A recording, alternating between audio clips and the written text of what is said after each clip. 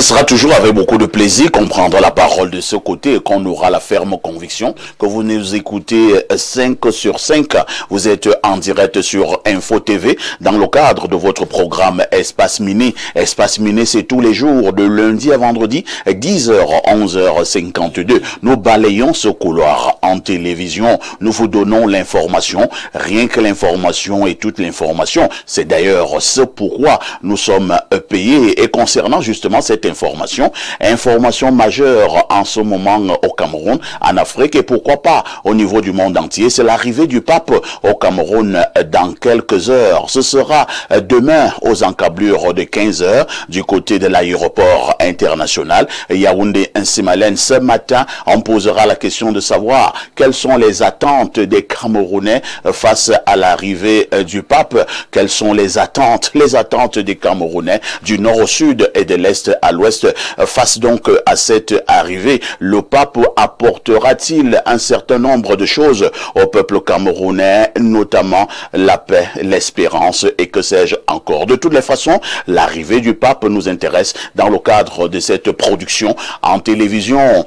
Afin que nul n'en ignore, vous aurez également tout à l'heure la balade informationnelle avec TVB. N'oubliez surtout pas votre dénonciation qui est restée intacte. Tout ceci au canal 6, au canal 508, mais également sur toutes nos plateformes digitales. Vous avez Info TV en live. Votre fidélité continuera à nous honorer. Appelez-moi Perfecto. Je modère. Alain Dou, bonjour. Bonjour, parfait. C'est un plaisir d'être là à nouveau sur notre plateau d'Espace Mini pour le deuxième jet de la semaine. Je salue comme ça nos millions de téléspectateurs à travers le monde, le co-discutant déjà installé et toute la grande rédaction de notre média et tout son top management. Les Camerounais attendent donc le pape. Il faut dire que il se trouve en ce moment du côté de l'Algérie. Malheureusement, hier, on a enregistré deux attaques kamikazes, pas très loin de là où se trouvait le pape Léon XIV. Est-ce que nous pouvons avoir une explication face à ce genre d'actualité? Oui, il faut quand même dire que l'Algérie est un pays qui connaît quand même un passé trouble en matière d'islamisme et de terrorisme. Des séquelles qui ont commencé quand même quelque peu à être occultées, à être contenues, mais qui manifestement ne peuvent pas totalement disparaître, puisque le pays est quand même musulman, et puis son passé dont tumultueux à ce sujet peut quand même laisser surgir quelques spasmes comme nous l'avons vu. Mais je savais d'emblée que même si un tel scénario venait à se produire, il n'en serait rien.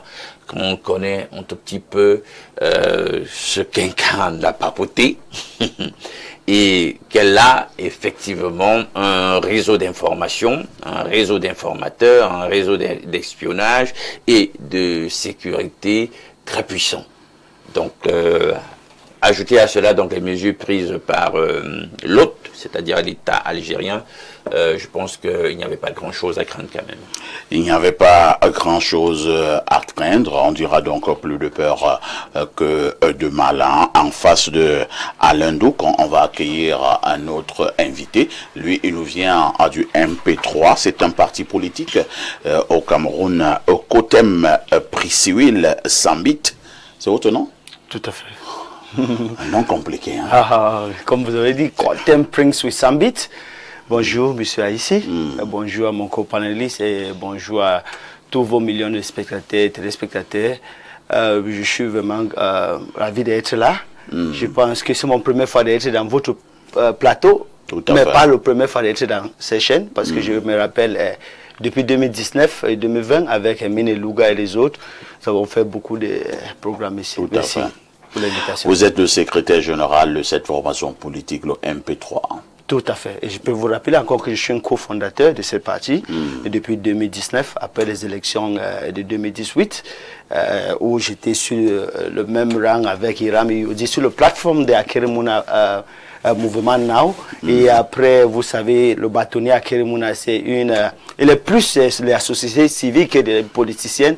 Donc après, il n'était plus là. Et nous, la jeunesse qui était sur ces plateformes, on avait cette énergie pour contribuer quelque chose dans notre pays, et c'est comme ça nous avons donc constitué une équipe pour créer notre parti politique avec une idéologie particulière, quelque chose où on n'a pas encore vu, beaucoup plus au Cameroun, en Afrique, qui s'appelle l'afro-social-libéralisme, qui jusqu'à aujourd'hui, nous continuons à prêcher ça. Notre président national, président Samuel Iram Yodi, qui était un candidat à la dernière élection présidentielle au Cameroun.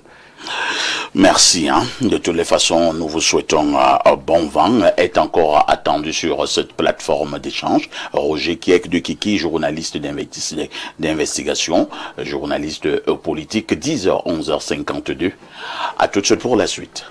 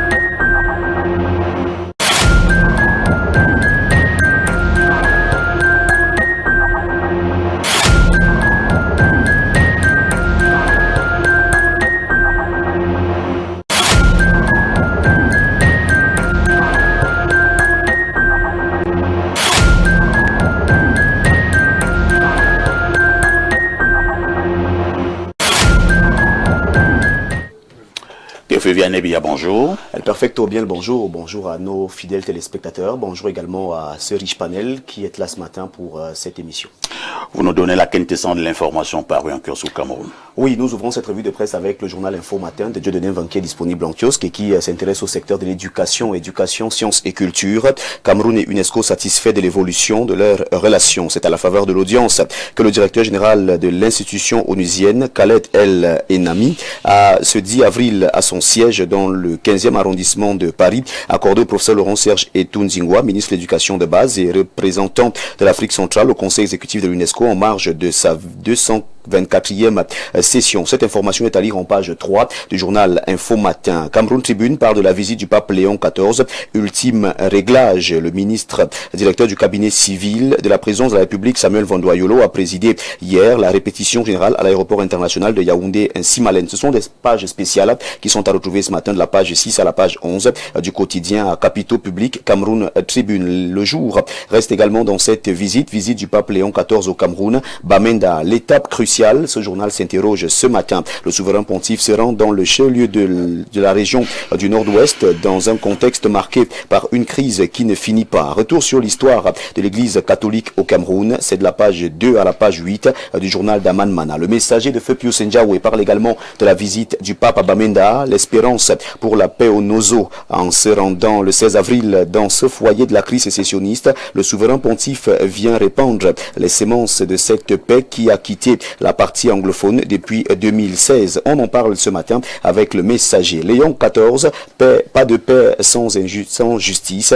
Mutation de Georges Alain Boyomo, qui est en kiosque, revient également sur cette information ce matin en page 7 face à environ 1400 personnes, dont les autorités politiques, diplomatiques et civiles. Le pape a donné le ton hier en Algérie, 48 heures avant son arrivée au Cameroun. Le journal, ce hebdomadaire d'analyse, d'enquête et d'information générale, s'intéresse à cette visite du pape Léon XIV également ce matin en une. Cameroun, résidence et résistance des démons, Léon XIV, l'exorciste. Le pape est donc présenté ce matin comme étant l'exorciste en page 11. Climat social reste également dans cette visite.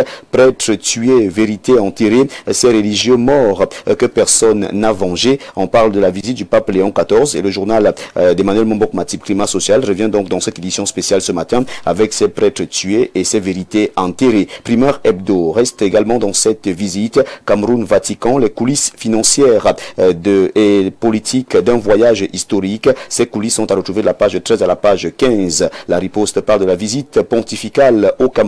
Plus de 2500 personnes âgées implorent la visite du pape Léon XIV à Lafta, Yaoundé, dans une correspondance officielle qui lui a été dressée. À Yaoundé, plus de 2500 personnes âgées, réfugiées et déplacées internes, trop fragiles pour se rendre à l'aéroport au palais présidentiel, attendent avec ferveur la visite du pape Léon XIV au siège de Lafta. C'est ce que nous dit le magazine de Maxime Nyamben, la riposte, la nouvelle expression.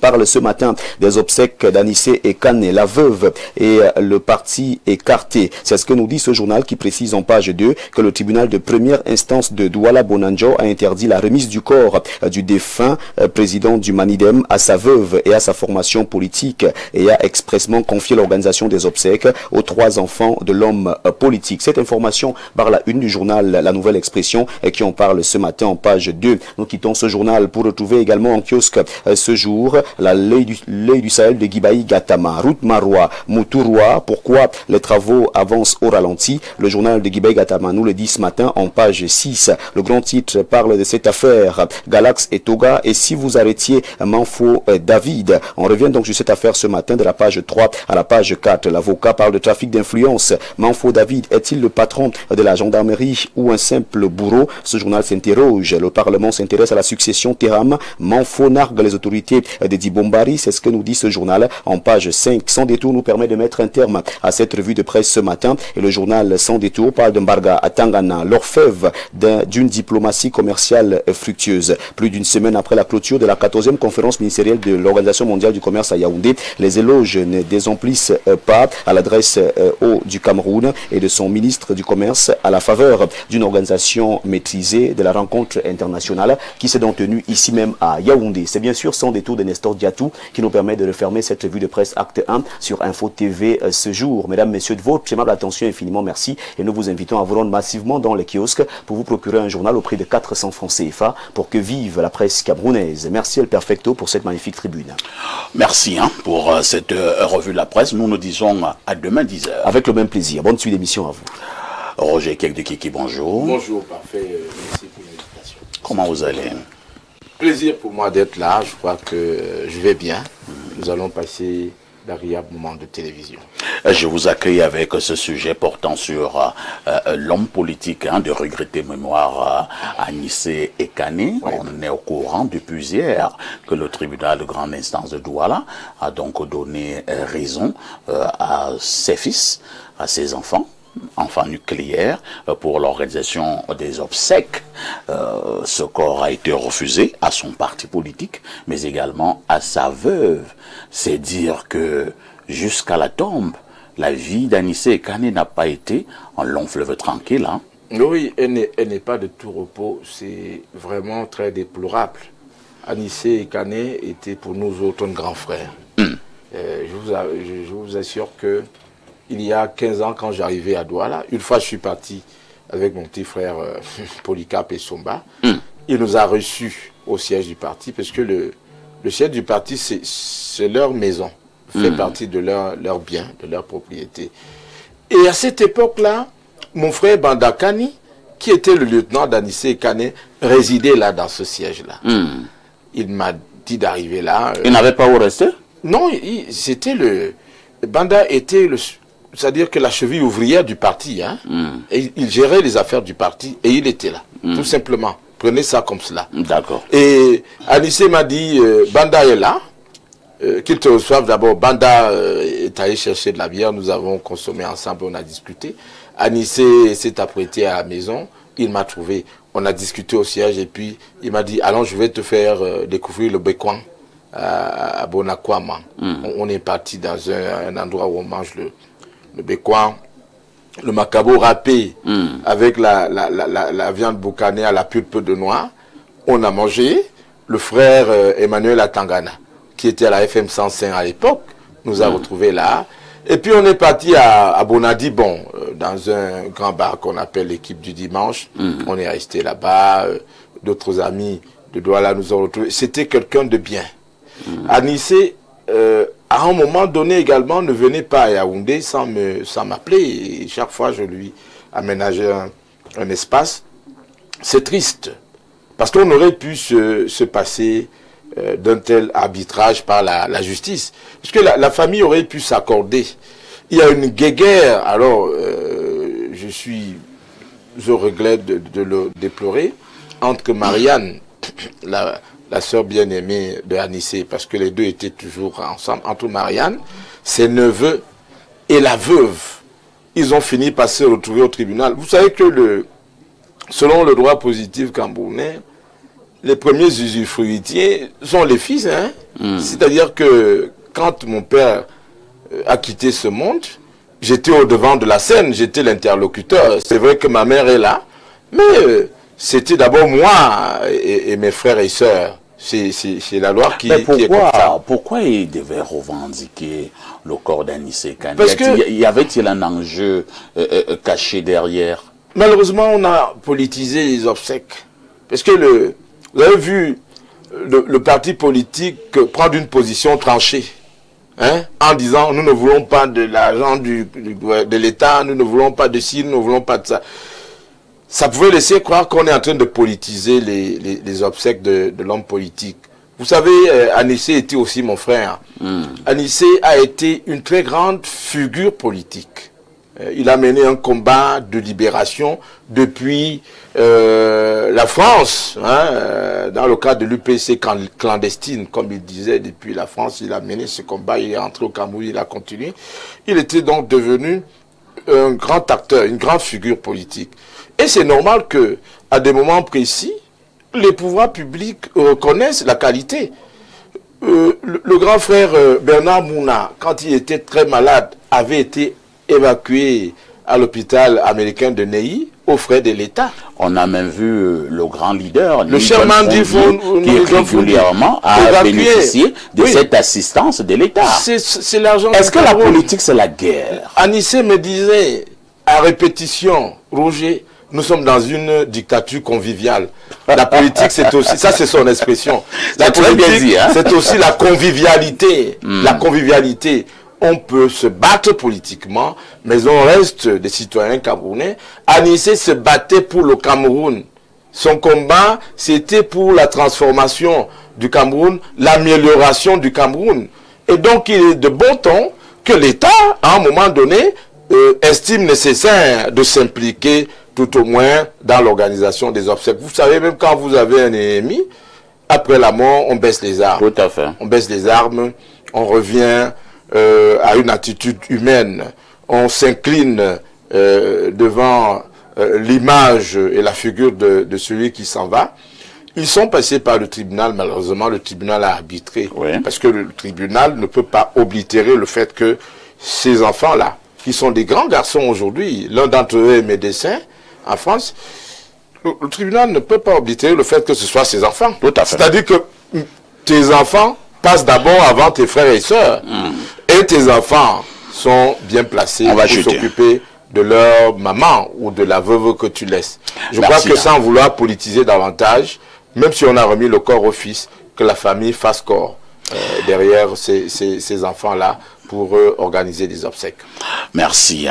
Alors, Monsieur Sambit, est-ce qu'il n'est pas temps que nous nous disions que Anissé est mort, il a été un homme politique avec plusieurs vertus, même si nul n'est parfait. Mais lorsqu'Anissé part de ce monde, que nous laissions un tout petit peu ces guéguerres et que nous puissions simplement réserver des obsèques dignes de son nom à ce grand homme politique qui était Anissé Kané au Cameroun.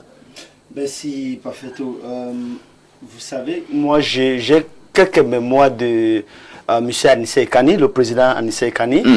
Je me rappelle, avant qu'on allait en France pour notre pré-campagne, à la dernière présidentielle, oui. on a eu beaucoup de réunions avec lui, avec le papa, aussi bien le grand frère, comment il s'appelle encore ouais, on a eu beaucoup de réunions avec lui à Douala parce que c'est Manidem qui devait d'abord nous investir, Hiram. Après qu'on est rentré en France, beaucoup de choses sont passées avant qu'on trouve, ils ont investi le professeur Maurice Kamto. Mais on a cherché un taxi Yango. Nous avons eu beaucoup de discussions avec lui, beaucoup. Et durant ce temps-là, j'ai vu quelqu'un qui n'était pas là pour l'intérêt personnel, qui était là pour l'intérêt du Cameroun. Il voulait tout faire pour voir donc que la vie quotidienne des Camerounais pouvait changer. Je n'ai pas eu d'autre côté de quelqu'un où peut-être il voulait la déstabilisation du Cameroun. Et je pense que la semaine passée, samedi, on a eu le MP3 a eu à installer notre ligue départementale à Sanaga Maritime. Mais avant d'arriver là-bas, on était à la chambre des métiers de 31 décembre 1956, où il y a eu à peu près 200 Camerounais de UP6 qui ont été fusillés, tués là-bas par les forces coloniales. Et lorsque on a ces sujets sur la table, sur Anissé et Kani, ça me rappelle de ces gens de personnes qui ont aussi perdu leur vie pour le bien-être du Cameroun, pour le développement du Cameroun. Mais j'ai une question à poser parce que si on a les Camerounais assez qui ont donné leur vie, et il y en a encore beaucoup qui continuent à donner leur vie pour le Cameroun, et d'un autre côté, je vois d'autres Camerounais qui ont eu cette chance à bénéficier du Cameroun. Je ne sais pas, il y en a beaucoup. À regretter, mais moi, le président du Sénat, Massenia Djifenji, le président Pobia et d'autres, qui ont eu le bourse. C'était qu'ils sont allés étudier aux frais du Cameroun et après ils sont rentrés. Qu'est-ce qu'ils ont fait? Qu'est-ce qu'ils ont continué à faire toujours pour notre pays? Ce sont les questions qui passent dans ma tête quand je vois ces gens de situations. Parce que quelqu'un comme le président Anissé Kani qui a donné sa vie pour le pays, et jusqu'après sa mort, on continue toujours à poursuivre, pour avoir même misé sur son corps. Je ne pense pas que c'est... Il faut dire que pour l'instant, ce n'est pas l'État qui a même mise sur son corps. Hein. C'est déjà une affaire de famille. L'État n'est impliqué ni de près ni de loin. On est d'accord? J'ajoute d'ailleurs que au même moment, vous avez des batailles pour le partage de l'héritage. Tout à fait. Entre les membres de cette famille-là. Oui. C'est déplorable que tout cela arrive en ce moment, mais c'est davantage des problèmes internes et externes à l'État. Est-ce que c'est la famille d'Anissé Kané en réalité qui veut ternir la mémoire d'Anissé? Non, il y a aussi le parti. Il y a aussi... Mais pourquoi ce parti fait cela? Le positionnement du Manidem. Moi, j'ai plein d'amis dans le parti. Ils sont nombreux. J'ai vu mon frère Ketchateng, Jean-Baptiste, a dû s'auto-retirer du processus d'organisation des obsèques. Je vois mon frère qui est à la commission des droits de l'homme, le journaliste Denis Kouebo, avoir maille à partir avec ses autres camarades du Manidem à Douala. Il y a une guéguerre à la fois dans la famille, dans le parti, autour des amis. Ça ne nous fait pas plaisir. Et ce n'est pas... Et à ce niveau, vous ne voyez plus l'État? Non, je n'ai pas vu clairement l'État s'impliquer à foutre le désordre. Qui finalement veut donc ternir la mémoire d'Anissé Kané? Ou alors qui veut récupérer politiquement, entre guillemets, les affaires autour du décès. Disons également, Roger, que nous ne leurrons pas, ne soyons pas dupes, parce que nous avons eu l'habitude de ce genre d'organisation, notamment au niveau des deuils. Hein. Oui. Lorsque vous avez été un grand acteur au niveau de la société, vous décédez, vous m'avez vu venir, et il y a le contrôle de l'argent des obsèques. On s'est dit certainement qu'il y aura beaucoup d'argent autour de cette organisation. À maintes reprises, quand Anissé est arrivé ici, il me disait, Roger, accompagne-moi chez Grégoire. Anissé a vécu à Douala. Grégoire? Non, je vais vous dire. Grégoire Mbida? Grégoire est d'abord quelqu'un de Douala. Tout à fait. Il a commencé à faire la politique à Douala. Anissé a vécu à Douala. Quand on est allé à Bonadibon, il m'a montré, il me dit, voici la maison où Grégoire a grandi, à Bonadibon. Les Atangandi, ce sont des gens qui ont vécu à Douala. C'était ses amis. Forcément. Mais Atangandi, lui, il a été clair. Hein. Il a dit qu'il avait des rapports avec Anissé et qu'il est même allé rendre visite à Anissé lorsqu'il était malade. Ils se connaissent très bien. Et d'ailleurs, quand Anissé appelait Grégoire mon beau-frère, parce que l'épouse du ministre Ona est originaire de là, quelque part dans les encablures de Douala. Donc, ce sont des gens qui se connaissent. Et je ne vois pas ces gens-là en train de fossoyer l'organisation des obsèques d'Anissé et Kane. C'est davantage des batailles internes. Peut-être autour des intérêts qui chavirent autour. Oui, c'est-à-dire que qui va gérer quoi si on donne de l'argent. C'est davantage ça, mais je ne vois pas l'État en train d'organiser ce genre de choses. Merci Roger Kiek de Kiki, toi qui as très bien connu Anissé Kane. Moi je l'ai aussi légèrement connu comme journaliste, mais pas comme toi. Je l'ai reçu dans mes émissions 2 ou 3 fois. C'était mon grand frère. 2 ou 3 fois. C'était mon grand frère. Et on a beaucoup parlé de la politique du pays. Alain Douk, est-ce que nous ne devons pas sauver l'organisation des obsèques d'Anissé et Kane pour que ce combattant repose en paix? Tel que la bataille de chiffonnier est lancée, ce n'est qu'un vœu qu'il faut formuler. Mais je pense que des mesures peuvent être prises, chacun peut ravaler son ego. Sur le sujet des obsèques, le droit a été dit. Je pense que tout le monde peut s'en tenir à ce qui a été dit. Il a des enfants qui sont des hommes aujourd'hui, ils ne sont pas en bas âge, c'est des hommes accomplis. Tout à fait. Voilà. Donc, la succession est claire. C'est ça. Donc, on écoute donc les voix autorisées et qu'on les accompagne tout simplement. Tant ceux de la famille, qui pourra par la suite faire économie de ces problèmes en interne. Tout à fait. Tant le parti que l'État maintenant qui peut encadrer tout ça. Parce que quoi qu'on dise, Anissé Kane restera dans la mémoire collective camerounaise comme une grande figure de la lutte pour les. Ça veut dire que c'est l'un des rares qui s'en va là. Oui. L'un des derniers. Dans leur il y avait Pierre Abandakpama qui était devant la Tandambala ici. C'est-à-dire c'était un tandem terrible. Anissé Kane, Pierre Abandakpama. Avant Pierre Abandakpama, il y avait Jean-Pierre Gondanunga. Toutes ces figures, je vous assure, nous ont quittés. Tout à fait. Merci Alain Douk. De toutes les façons, nous élevons la prière ce matin pour que la famille s'assied, que la famille s'assied même avec le parti, que la famille s'assied avec la veuve et qu'on puisse trouver un terrain d'entente. C'est vrai que la justice a déjà dit le droit, mais nous, en famille, nous pouvons encore mieux régler cela. L'essentiel étant qu'on puisse accompagner le grand combattant Anissé Kane dans la paix et surtout dans la tranquillité. Qu'est-ce que c'est bien de regarder la télé?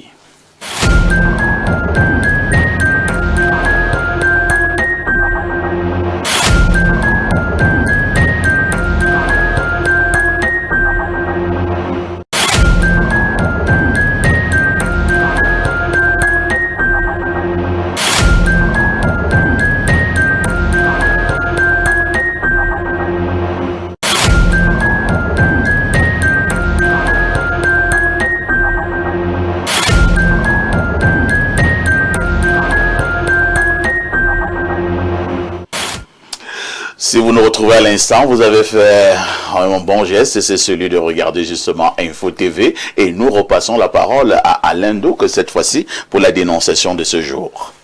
La dénonciation de ce jour, allez savoir si on n'a pas fait un petit jeu de chassé-croisé avec un clin d'œil à la papauté qui nous visite bientôt. Bon, c'est une histoire quand même là qui concerne une famille très pieuse. Le monsieur, il est marié à son épouse depuis de longues années, puisque la fille, il y a une des filles, hein, c'est une fratrie, ils ont engendré une fratrie de 6 enfants. L'une a 23 ans. Vous comprendrez pourquoi j'insiste sur elle tout à l'heure. Ils sont très pieux et fréquentent régulièrement leur chapelle catholique. Et là-bas, ils ont un curé très engagé. On le dit très efficace, très disposé, très engagé. Engagé comment? Dans le service à ses ouailles. Ah, d'accord. On aime bien ce qu'il fait.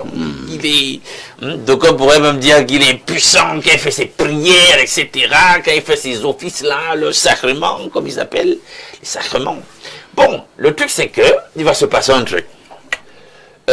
La fille, l'un des enfants, l'un des 6 enfants, dont la fille de 23 ans est enceinte. Et le père va être en foi avec elle. Parce que vous savez, parfois les pères... un enfant, tu es encore sur mon toit, bon, tu me ramènes un enfant, etc.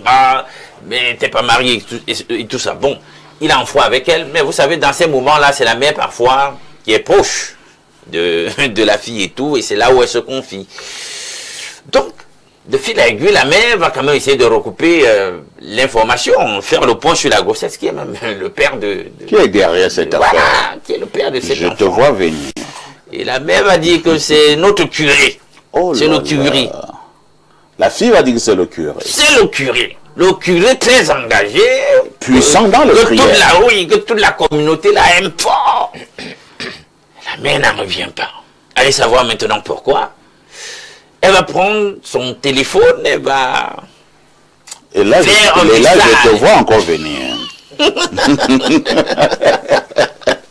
Au curé pour lui dire que monsieur, tu me fais quoi là? Sérieux, tu n'es pas sérieux.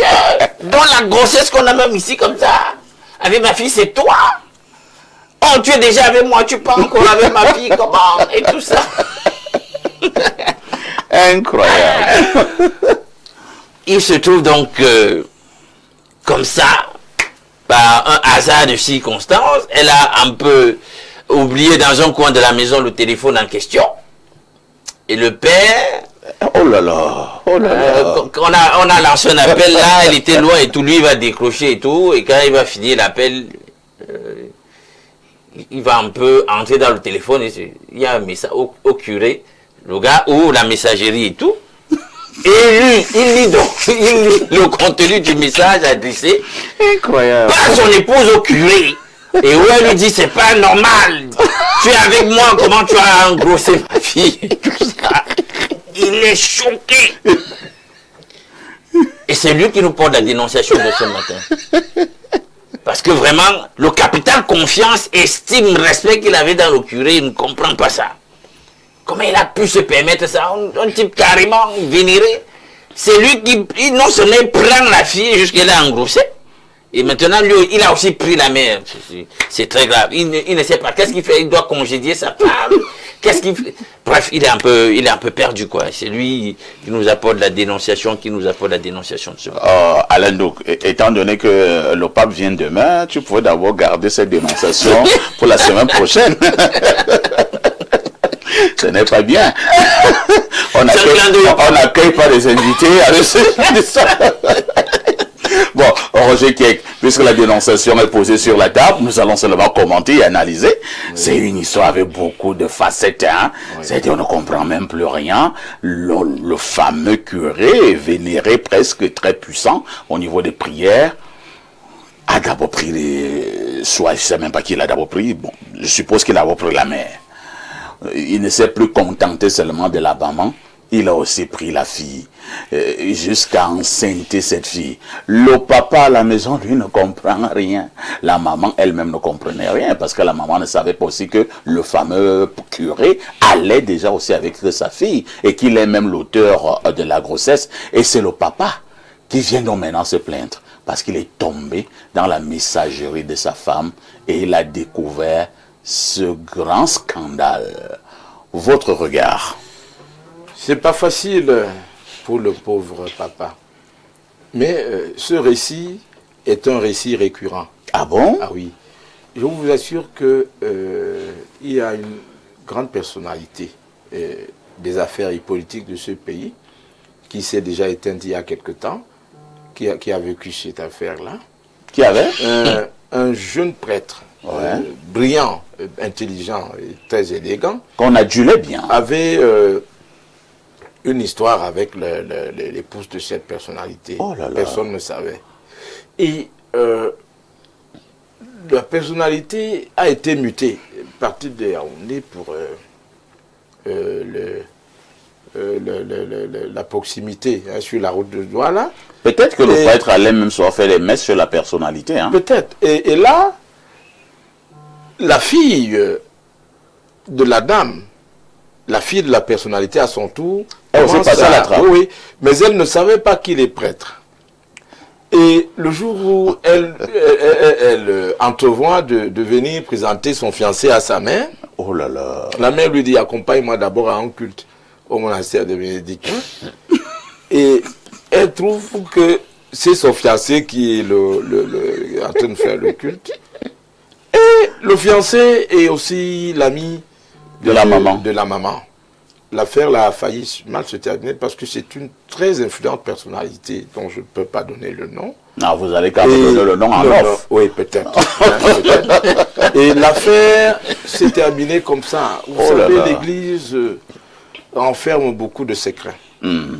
J'ai un frère, quand il voulait se marier, chaque matin, très tôt, vers 5 heures, avant 6 heures, très tôt de toute façon, son épouse partait faire ce que vous appelez la siksa. Oui. Il s'est renseigné et on lui a dit que non, siksa veut dire que votre épouse part chez le prêtre tous les matins pour qu'il la prépare au mariage. Sur tous les plans. Hein. Ah bon? Il pose des questions. Est-ce que ton mari est bien au lit? Est-ce que tu fais... Le bonhomme a commencé à aller accompagner sa femme. Il ne voulait pas, parce qu'il a commencé. Ça existe chez vous, la siksa, vous le savez très bien. Bon, ça existait, hein, ça n'existe plus. plus. Il y en a encore, il y en a, c'est-à-dire que... Cette siksa-là a causé beaucoup de tort à nos grands-parents. Hein. Voilà, c'est-à-dire que l'abbé ou le prêtre avait pour vocation d'enseigner comment une femme peut se comporter en mariage. Comment entretenir un foyer. Oui, comment entretenir un foyer, y compris au lit. C'est-à-dire qu'il arrangeait pour qu'elle soit une bonne épouse. Et ça, là... Donc, le prêtre préparait la femme sur tous les plans. Sur tous les plans. Et là, ça pouvait ouvrir la porte à beaucoup de dérives. Nous sommes des êtres humains. Et il y a même eu des dérives. Et maintenant, autre chose. Les femmes vont voir le prêtre pour poser des problèmes, pour se purifier. Et il y a ce que vous appelez, chez vous, parce que j'ai pris le temps d'étudier le phénomène, Biwarna ou Biwaran. Ah, Biwaran. Biwaran. Ah oui, en fait, c'est le lavage. Bon, voilà. Biwaran. Quand la dame... Avec des huiles d'onction, avec quand la dame va donc se laver, pour que le prêtre la lave. Donc c'est le prêtre qui lave la femme. Oui, tout à fait. Ah non, puisque tu en parlais, tu en sais quelque chose. Quand elle est dépouillée de ses vêtements et quand on a fini de la laver, pour lui frotter des huiles d'onction et du parfum. Le prêtre est un être humain. Il a des yeux, il regarde, il voit. De sa main, il touche. Qu'est-ce qui peut se passer? Non, ce sont des touchés spirituels. Bon, comme vous le dites. Mais en fait, vous voyez, j'étais en train de vous dire que nous avons refusé de comprendre qu'en fait, les hommes de Dieu sont d'abord des êtres humains de chair. Ils ne sont pas l'incarnation de Dieu lui-même. Et l'homme peut succomber à la tentation. Alors, revenons à la dénonciation proprement dite. Hein. C'est le monsieur, le mari, qui est venu se plaindre. Il a découvert cette sale affaire. Oui. Que doit-il faire?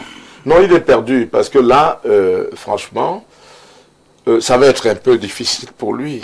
Parce que c'est... Son épouse est déjà dans les griffes du fameux prêtre. Et forcément que de temps en temps, quand maman envoyait la fille aller donner du poulet, parce que ces dames-là font à manger pour l'homme de Dieu. Oui, l'homme de Dieu doit très bien manger. J'ai des amis prêtres. Souvent, quand je suis arrivé, on a apporté à manger, j'ai mangé et on m'a poussé le chariot. Vous savez, les prêtres vivent très bien. Ils boivent du bon vin et ils mangent aussi bien.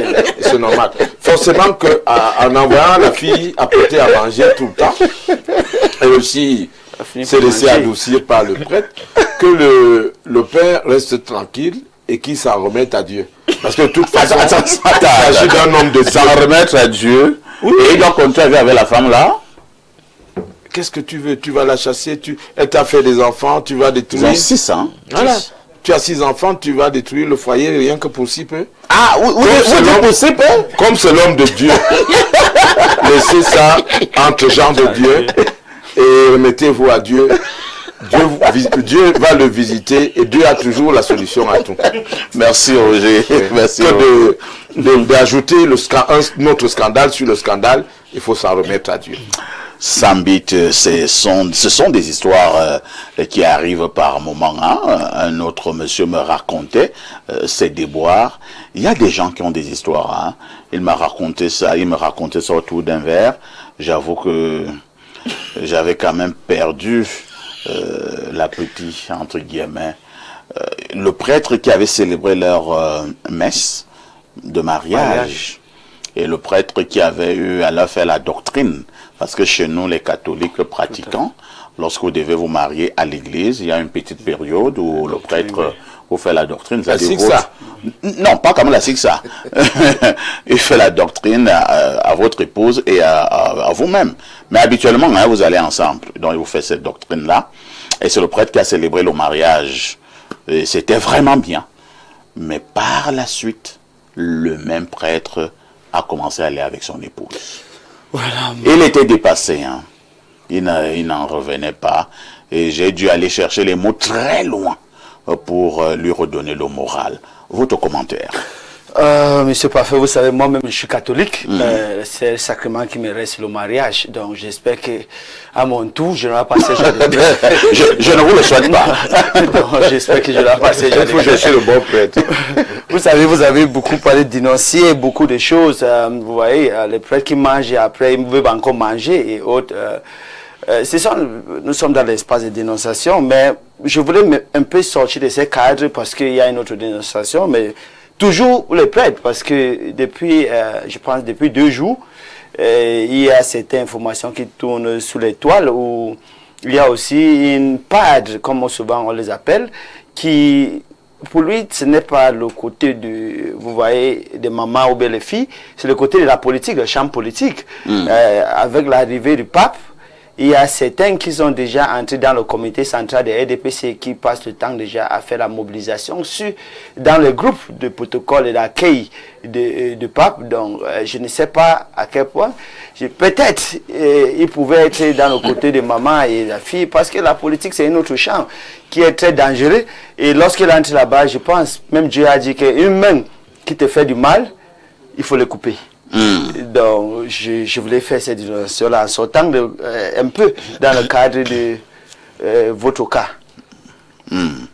D'accord. Et pour la dénonciation qui a été posée sur la table, quel est le conseil que vous donnez à ce monsieur?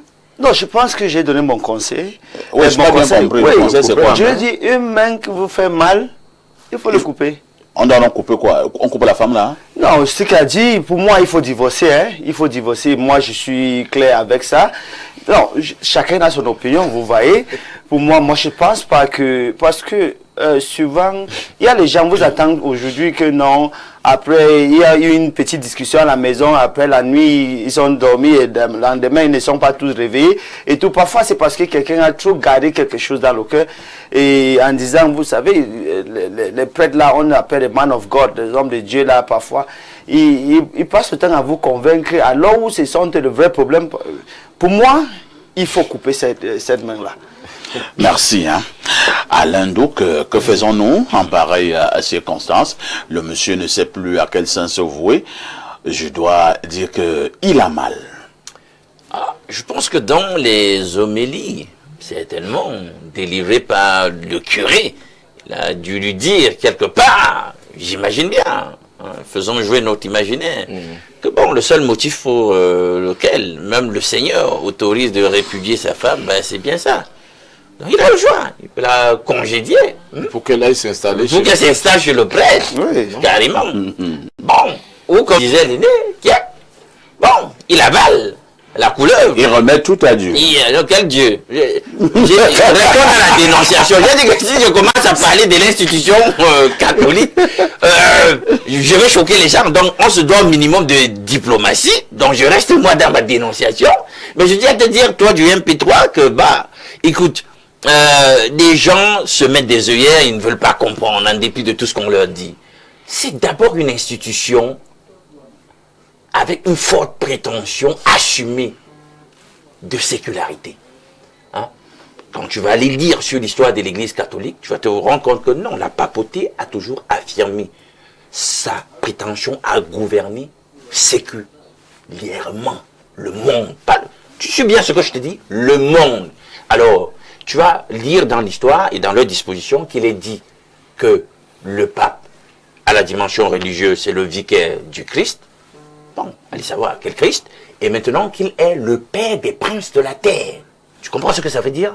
Donc quand tu vas aller maintenant dans les grandes plateformes qui traitent de la géopolitique, de la diplomatie internationale, quand tu vas voir la place centrale qu'on accorde à la papauté au pape, tu comprends que non, ce que tu as lu dans l'histoire de leur institution et les façons de se comporter historiquement des papes, ça ne tombe pas du ciel, c'est pas un hasard. Effectivement, c'est un pouvoir cumulé entre séculier et religieux. Donc ne va pas croire que quand le prêtre se met de la politique, il n'est pas dans son job. Peut-être même qu'il est dans son job plus que tu ne crois. Mais bien sûr. Voilà. C'est pour ça que Donald Trump est... Merci. Oui, Roger, en quelques secondes. Hein. Je vais dire à nous tous que, vous savez, le mariage, c'est une institution divine. C'est pour le meilleur et pour le pire. Parce qu'il est prévu qu'il y ait des difficultés dans un mariage. Et on ne juge la valeur des hommes qu'à leur capacité à résister à des grandes tempêtes. Il y a beaucoup de secrets cachés dans nos familles. Dans nos familles même, en dehors de l'Église. Il faut savoir les digérer. Il faut savoir laisser faire. Les enfants que cette dame a fait. Vous savez, nous, chez nous en Afrique, chez moi, on épouse une femme au moins pour qu'elle te donne des enfants. Ces enfants-là incarnent l'avenir. Pour le reste, n'allez pas tuer quelqu'un pour l'infidélité ou pour quoi que ce soit. Mettez-vous au-dessus de ça. Mettez un terme à cette... Sauf que peut-être vous Est-ce qu'il a dit qu'il veut tuer? Si vous voulez tuer, il ne serait pas venir à la dénonciation, parfait. Oui, mais sauf si aussi les enfants, la paix n'est pas être pour lui. Hein? Les chèvres... Oui, à ce niveau, même là, le monsieur doute de tout. Hein. Il doute de tout. Il n'est même plus sûr que ces enfants-là, que c'est lui vraiment le père. Ebalotina Samé avait dit que les chevreaux appartiennent au propriétaire de la chèvre. Non, vraiment, c'est trop facile de le dire. Hein. Merci, Papito. Alors, on va lire les nombreux messages jusque-là, enregistrés. Bonjour à tous les panélistes. Votre espace est vraiment miné. Bravo à vos perfectos pour votre éloquence. Très belle émission que je suis tous les jours sans louper une seconde. Le mari cocu doit faire preuve de hauteur et grandeur. Il doit, en tout état de cause et de prime abord, convoquer son épouse afin d'avoir plus d'informations sur la situation, avoir un dialogue franc avec sa fille afin de lui apporter tout le soutien dont elle a et aura besoin quant à cette délicate, embarrassante situation. Il est le chef de famille et son devoir régalien lui incombe d'assurer la protection totale de tous les membres de sa famille. Enfin, convoquer le curé pour lui manifester sa sidération, sa totale indignation face à cette ignominie dont il en est l'auteur, et que ce prêtre prenne sa responsabilité en tant qu'homme face à la grossesse et d'assurer tout le nécessaire pour la future maman. Materne Rameau en Beaumont, Ngono, du côté de Meyo par Oja. C'est mon anniversaire aujourd'hui. Joyeux anniversaire donc à Materne Rameau en Beaumont, Ngono, du côté de Meyo par Oja. Un autre message ce matin, alors que dit ce téléspectateur. Bonjour Perfecto. Bonjour à vous sur le plateau et bonjour au riche panel. Parfait. Ces choses-là arrivent quand un homme marie une mauvaise femme. Parfait, j'ai une question. Hein. Vous êtes même sûr que la femme de ce monsieur a vraiment fait des enfants avec ce monsieur-là? Oui, parce que si on peut vérifier, les enfants n'appartiennent même pas à ce monsieur. Ah, c'était le risque, hein, qu'on tombe maintenant dans de lourds soupçons. Parce qu'un homme qui a la preuve de l'infidélité de sa femme, et lorsqu'ils avaient des enfants, il commence à douter même des enfants. Voilà pourquoi les femmes ne doivent pas être infidèles. Un autre message ce matin. Bonjour Perfecto. Est-ce que la poule parle l'affaire des dents? Comment comprendre que ces gens qui font vœu de chasteté soient toujours en train de détruire les foyers des gens quand ce ne sont pas les femmes des gens, ce sont les enfants de sexe masculin des gens? Moi, à la place de ce monsieur, j'irai rencontrer ce prêtre et lui demander d'arrêter toute relation avec mon épouse au risque de l'exposer. C'est Jean-Hugues Ntama depuis Oncolésie. Oncolésie en petit, ça veut dire la colline de la famine. C'est ça. Et vous habitez un endroit comme celui-là.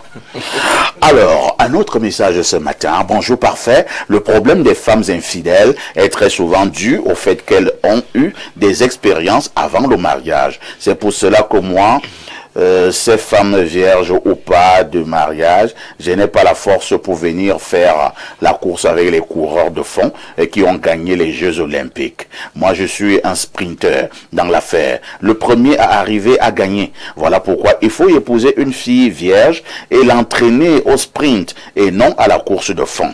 Mais malheur à toi, par erreur, un jour, elle découvre la course de fond du prêtre. Elle va changer de discipline sans remords. 50 ans dans le noir. Il n'a qu'à fuir ce mariage. C'est Arsène Tamé depuis l'école de poste. Bonjour, parfait ici. Ils sont pleins dehors. Ces prêtres-là qui détruisent les foyers, d'autres des gros pédophiles. Je connais des prêtres que si tu n'as pas 17 ans, ils ne te draguent pas.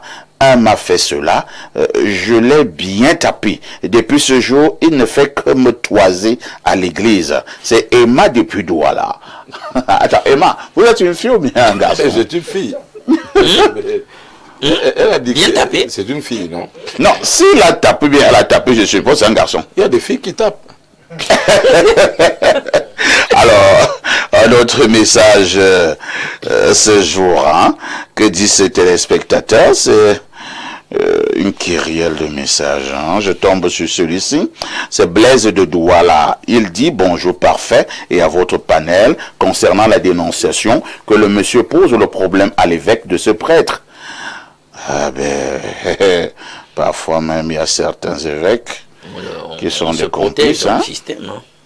Parfois, bonjour parfait ici et à ton panel. Lévitique 18-17. Tu ne découvriras point la nudité d'une femme et de sa fille. Tu ne prendras point la fille de son fils, ni la fille de sa fille, pour découvrir leur nudité. Ce sont tes proches parentes. C'est un crime. Timothée 3.2. Il faut donc que l'évêque soit irréprochable, mari d'une seule femme, sobre, modéré, réglé dans sa conduite, hospitalier, propre à l'enseignement. Matthieu 5.32. Mais moi, je vous dis que celui qui répudie sa femme, sauf pour cause d'infidélité, l'expose à devenir adultère. Et que celui qui épouse une femme répudiée commet un adultère. C'est signé Armand The Martin Loïc à partir de Yaoundé. Lisons peut-être deux dernières contributions. Hein. Bonjour le grand modérateur. Cette histoire me rappelle tellement ce que j'ai eu à vivre du côté de Berthois dans un internat catholique le plus connu d'ailleurs. Sauf que là-bas, le prêtre... Oula! Je connais le nom. Oula! Je connais le nom de cet internat. Eh ben... Bon. Je pense que cette affaire avait éclaté, hein. Bon, la suite est quand même compliquée. Hein. On va sauter. On va lire ces messages après le retour du pape. C'est compliqué? Oui. Oh là là. Parfait à trancher. C'est après le pape qu'on lit. Quand le pape va rentrer, on va lire ce message. Bonjour le perfecto, je vous suis tous les jours. Un bonjour à mon grand frère Sambit Prince. C'est Patrice de Soie qui envoie cette contribution. Bonjour perfecto, très bonne modération. C'est quoi le secret? Si je vous donne donc le secret, moi je resterai donc avec quoi? Bonjour, il faut faire la sainte jalousie. C'est signé Bobby. C'est quoi la sainte jalousie? Bobby, apporte-nous un peu plus d'éléments. Hein? Une touche pause s'impose. Avec l'application Canal+, le vrai roi, c'est vous. Nouvelle règle, saison 2 de la grâce. Et des beautés. Votre Majesté, le malheur a frappé notre royaume. Il est marié. Tu veux gagner? Change les règles. Vous voulez vous régaler? Ce sera entrée plat dessert pour tout le monde. On va faire une bringue que vous n'êtes pas prêts d'oublier. Ce match, c'est la folie des grandeurs. Ça va être incroyable. Du 13 au 30 avril, nous vous offrons exceptionnellement toutes les chaînes seulement depuis votre application Canal+, si vous avez un abonnement actif. Téléchargez-la dès maintenant et activez gratuitement votre compte pour étendre votre pouvoir à tous vos écrans. Avec l'application Canal+, le vrai roi, c'est vous. Nouvelle règle, saison 2 de la grâce. Et des beautés. Votre Majesté, le malheur a frappé notre royaume. Il est marié. Tu veux gagner? Change les règles. Vous voulez vous régaler? Ce sera entrée plat dessert pour tout le monde. On va faire une bringue que vous n'êtes pas prêts d'oublier. Ce match, c'est la folie des grandeurs. Ça va être incroyable. Du 13 au 30 avril, nous vous offrons exceptionnellement toutes les chaînes seulement depuis votre application Canal+, si vous avez un abonnement actif. Téléchargez-la dès maintenant et activez gratuitement votre compte pour étendre votre pouvoir à tous vos écrans. Avec l'application Canal+, le vrai roi, c'est vous. Nouvelle règle, saison 2 de la grâce. Et des beautés. Votre Majesté, le malheur a frappé notre royaume. Il est marié. Tu veux gagner? Change les règles. Vous voulez vous régaler? Ce sera entrée plat dessert pour tout le monde. On va faire une bringue que vous n'êtes pas prêts d'oublier. Ce match, c'est la folie des grandeurs. Ça va être incroyable. Du 13 au 30 avril, nous vous offrons exceptionnellement toutes les chaînes seulement depuis votre application Canal+, si vous avez un abonnement actif. Téléchargez-la dès maintenant et activez gratuitement votre compte pour étendre votre pouvoir à tous vos écrans. La suite de votre programme, c'est avec cet avis de décès. Monsieur Aoudou Roger Marie, chef de service retraité et ses enfants à Yaoundé, Douala, Allemagne, France, Angleterre, Suisse et Canada ont le profond regret d'annoncer le décès du patriarche Aoudou Emmanuel Marie, fondateur et président directeur général de la BCCA. Décès survenu des suites de maladie à Douala, c'était le 4 avril 2026. Les obsèques sont prévues du 30 avril au 2 mai 26. Nous adressons donc toutes nos condoléances à la famille de monsieur Aoudou Emmanuel Marie, que son âme repose en paix. Rosine, bonjour. Bonjour parfait, bonjour chers téléspectateurs. Comment tu vas? Je vais très bien, merci. Joli costume. Ah, merci. Vous aimez les jolis costumes? Les couleurs vives. Les couleurs vives. Ouais. Ah, en sapin, on n'a pas peur des couleurs. Hein? Alors, quand nous accueillons Rosine, cela signifie que nous devons déjà avoir des informations fraîches sur Canal+. Rosine, qu'est-ce que Canal+ nous réserve en ce mois d'avril? Alors parfait, il faut déjà dire que le mois d'avril est placé sous le signe du divertissement et pendant cette période, enfin jusqu'au 30 avril, Canal+ donne à ses fidèles abonnés ou alors à notre gentil téléspectateur la possibilité de profiter du décodeur à 5 000 francs à partir de la formule évasion de 10 000. Donc avec un ticket d'entrée de 15 000 francs, vous devenez aujourd'hui même abonné Canal+. Et en bonus, l'installation est offerte. De l'autre côté, une fois que vous avez un abonnement actif, dès que vous êtes actif, profitez d'une ouverture de droit sur toutes les chaînes Canal+, inclut l'option DSTV. Et là, c'est uniquement sur l'application Canal+. Il faut dire que parfait. Oui. L'application Canal+, voilà, c'est un service que Canal+ a mis sur pied pour permettre à ses fidèles abonnés de profiter de leur programme, peu importe l'endroit où ils peuvent se trouver. Ça, c'est formidable, hein? On dira tout simplement que c'est intéressant. Alors, qu'est-ce qu'on aura en programmation une fois qu'on s'est abonné ou alors qu'on s'est réabonné? Alors, une programmation alléchante vous attend du côté de Canal+, déjà pour les amoureux de sport et particulièrement de football. Retrouvez les matchs retour. Les quarts de finale de la Champions League aujourd'hui et demain. Vous avez le Real de Madrid contre Manchester United, ainsi que le FC Barcelone contre Atlético de Madrid. Il faut dire que ce sont des chocs de titans. Des chocs de titans. On verra bien si le Barça pourra prendre sa remontada après la défaite de la semaine dernière. Voilà un divertissement. Retrouvez votre série. Divertissement Nouvelle Reine que vous pouvez retrouver sur Canal Plus Family tous les samedis dès qu'il est 20h30. Rosine, lorsqu'on a eu toutes ces informations alléchantes, ils sont nombreux, ces téléspectateurs qui se posent la question de savoir que faut-il faire pour bénéficier de toute cette programmation, comment s'abonner ou alors se réabonner. Alors quoi de plus simple, vous avez la possibilité de vous réabonner chez nos distributeurs agréés. Vous avez la possibilité de le faire également sur dans nos stores Canal+, sur l'étendue du territoire. Vous avez aussi MTN et Orange Money. Voilà, je vais vous donner le code de paiement à travers Orange Money. C'est le dièse 150 étoile 411 dièse. Dièse 150 étoile 411 dièse. Avec MTN Mobile Money, c'est très simple. Tapez tout simplement étoile 126 dièse et suivez tout simplement la procédure. Rosine, parfait. Info TV et Espace Miné disent merci à Canal+. C'est Canal+ qui vous remercie. À très prochainement. Merci. Avec l'application Canal+, le vrai roi, c'est vous. Nouvelle reine, saison 2 de la grâce. Et des beautés.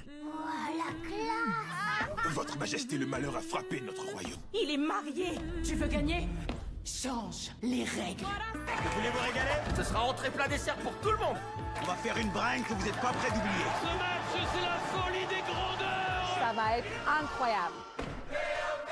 Du 13 au 30 avril, nous vous offrons exceptionnellement toutes les chaînes seulement depuis votre application Canal+, si vous avez un abonnement actif. Téléchargez-la dès maintenant et activez gratuitement votre compte pour étendre votre pouvoir à tous vos écrans. Avec l'application Canal+, le vrai roi, c'est vous. Nouvelle reine, saison 2 de la grâce. Et des beautés. Votre Majesté, le malheur a frappé notre royaume. Il est marié. Tu veux gagner? Change les règles. Vous voulez vous régaler? Ce sera entrée plat dessert pour tout le monde. On va faire une bringue que vous n'êtes pas prêts d'oublier. Ce match, c'est la folie des grandeurs. Ça va être incroyable. Du 13 au 30 avril, nous vous offrons exceptionnellement toutes les chaînes seulement depuis votre application Canal+, si vous avez un abonnement actif. Téléchargez-la dès maintenant et activez gratuitement votre compte pour étendre votre pouvoir à tous vos écrans.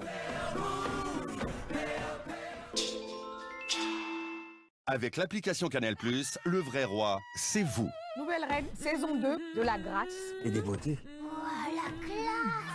Votre Majesté. Le Makoma, bonjour. Bonjour, perfecto. Comment tu vas? Je me porte merveilleusement bien, comme le Cameroun et comme la venue du pape au Cameroun. De toutes les façons, lorsque vous êtes là, nous devons déjà parler de la santé de ces nombreux téléspectateurs. Pour ceux-là qui ont quelques soucis, nous vous donnons la parole pour avoir ces informations. Oui, parfait. Comme on parle de santé, nous parlons de santé de manière générale et nous parlons toujours du chlamydia ou de la chlamydia parce que tout être humain a les germes de chlamydia en lui. Mais on parle donc de chlamydia quand le taux il est élevé, bien quand on commence à ressentir certains symptômes. C'est pourquoi je suis venu ce matin avec le produit King Fimic 24, la solution, ce produit-là qui traite le chlamydia sous toutes ses formes, quelle qu'en soit la nature ou la durée de votre chlamydia. Même s'il a été mal soigné ou pas soigné du tout, et que vous n'arrivez pas à trouver satisfaction et que vous êtes mal au quotidien, le King Fimic 24, la solution, vient donc éradiquer le chlamydia en quelques jours seulement. Beaucoup de personnes nous appellent nous disant que vous dites que vous traitez le chlamydia en 24 heures. Non, on ne traite pas le chlamydia en 24 heures. Seulement quand on a des symptômes apparents, à savoir les démangeaisons, à savoir les fourmillements du corps, à savoir même la chaleur dans la plante des pieds ou bien parfois des démangeaisons au niveau de l'appareil génital, les bourdonnements des oreilles, ou bien même encore les problèmes de mauvaise haleine, mauvaise odeur corporelle, et même parfois les saignements en abondance chez la femme, et même les écoulements de sexe, que ce soit chez l'homme ou chez la femme. En 24 heures, ces symptômes apparents vont s'arrêter et le traitement doit continuer sur une période bien déterminée et une période très courte. Nous avons aussi des femmes là qui n'arrivent pas à concevoir ou à procréer, des femmes là même qui parfois tombent enceintes au bout de 1 mois, bien au bout de 2 mois, bien au bout de 3 mois, elles vont faire une fausse couche. On leur demande de venir prendre le produit King Fimic 24, la solution, pour pouvoir déboucher les crampes, pour pouvoir éradiquer que ce soit les myomes ou les fibromes et même les kystes ovariens. Elles n'auront plus besoin de passer par des opérations pour avoir une santé fertile. Et aussi chez les messieurs qui ont des problèmes de azospermie ou bien d'algospermie et même parfois des spermes faibles ou absents, avec le produit King Fimic 24, la solution, ces hommes-là ne vont plus tirer à balles blanches, elles vont tirer avec des balles réelles pour pouvoir enceinte des femmes. Ces messieurs-là qui sont parfois frustrés du fait qu'ils ne peuvent pas enceinte une femme. Et alors, ce matin, on a dit donc que le produit King Fimic 24, la solution, est la solution. Et il faudrait préciser ça que le King Fimic 24, la solution, nettoie la ceinture rénale pour les messieurs qui sont victimes de troubles érectiles, faiblesse sexuelle et éjaculation précoce et reprise de l'âme. Je l'ai toujours dit cela, que la faiblesse sexuelle n'est pas une maladie. Elle peut être causée par le chlamydia, par l'alimentation, le stress permanent et même les personnes là qui sont souvent victimes de diabète ou même des hémorroïdes. Alors le produit King Fimic 24, la solution, vient donc résoudre vos problèmes de troubles érectiles, parce que la faiblesse sexuelle, proprement dit, elle ne se soigne pas. On soigne la cause et non la conséquence parfaite. Nous terminerons par ce que nous appelons habituellement ici le fameux produit à succès, hein, sur le Open Sex. Oui. Parfait, le produit Comment Open il Sex, se porte? non, il se porte merveilleusement bien et il Et ceux continue qui de l'ont faire. pris se portent aussi mieux. Non, les couples se portent mieux. Je préfère dire que les couples se portent mieux parce qu'il y a beaucoup de couples. Papa est content, maman est content. Maman est content, donc à la maison c'est content. Donc tout le monde est content et ce sont les enfants qui sont épanouis parce que papa est devenu très jovial, il est devenu très attentionné, maman est très tendre à la maison, du fait que papa réussit désormais à accomplir son devoir comme il se doit. Et réussit à marquer le but lors du match. Bien évidemment. Alors le produit Open Sex, c'est ce produit-là qui permet d'augmenter la taille et le volume de l'appareil génital pour les messieurs qui sont victimes du petit appareil génital de manière naturelle, et ceci c'est sans effet secondaire. Nous avons 3 formats sur le marché. Nous avons le grand format qui augmente entre 4 et 6 centimes d'augmentation. Nous avons le moyen format qui augmente entre 2 et 4 centimes et le petit qui augmente entre 1 et 2 centimes. Les qui peuvent consommer le produit Open Sex, c'est tout le monde qui peut consommer le produit Open Sex. Que vous ayez 60, 80, 95 ans, ou que vous ayez même 25 ans, 20 ans, et que vous estimez que la taille que vous avez n'est pas selon votre convenance, vous venez à Plante de Vie pour pouvoir avoir la taille selon votre convenance. Parfait, si tu me permets, je voudrais te sortir en me présentant encore le produit Rhumatox. Et nous sortons par là. Oui, ce produit-là qui permet aux personnes victimes de rhumatisme, d'arthrose, de nerfs sciatiques et même de la goutte, pour des personnes là qui n'arrivent pas à se tenir debout du fait que elles ont mal au niveau des os, elles ont mal au niveau des articulations, elles ont mal au niveau des genoux, elles n'arrivent pas à faire du mouvement du fait qu'elles ont mal au niveau des articulations. Le produit Rhumatox vient résoudre vos différentes douleurs que vous êtes victimes au quotidien. Les parents là qui marchent avec la canne, qui n'arrivent pas à se déplacer du fait qu'elles ont mal au niveau de la colonne vertébrale, même au bas du dos, au niveau du bassin, le produit Rhumatox vient renforcer le cartilage et renforcer les os pour des personnes là qui sont victimes des os qui s'usent, des os qui se rongent, et il renforce aussi le système immunitaire. Yaoundé, nous sommes situés au quartier Nkolndongo, Carrefour Iptec, à l'immeuble Baïga Center, face maison du parti ou maison de la femme. De là, nous sommes situés à la Cité des Palmiers, derrière le lycée de la Cité des Palmiers. Vous allez voir la plaque Plante de Vie qui est affichée. Vous allez vous diriger et puis on va vous servir. Nous sommes ouverts tous les jours entre 6h et 17h, 18h, parfois 19h de l'après-midi, en fonction de la demande qui se fait ressentir de plus en plus et qui se fait grandissante de plus en plus.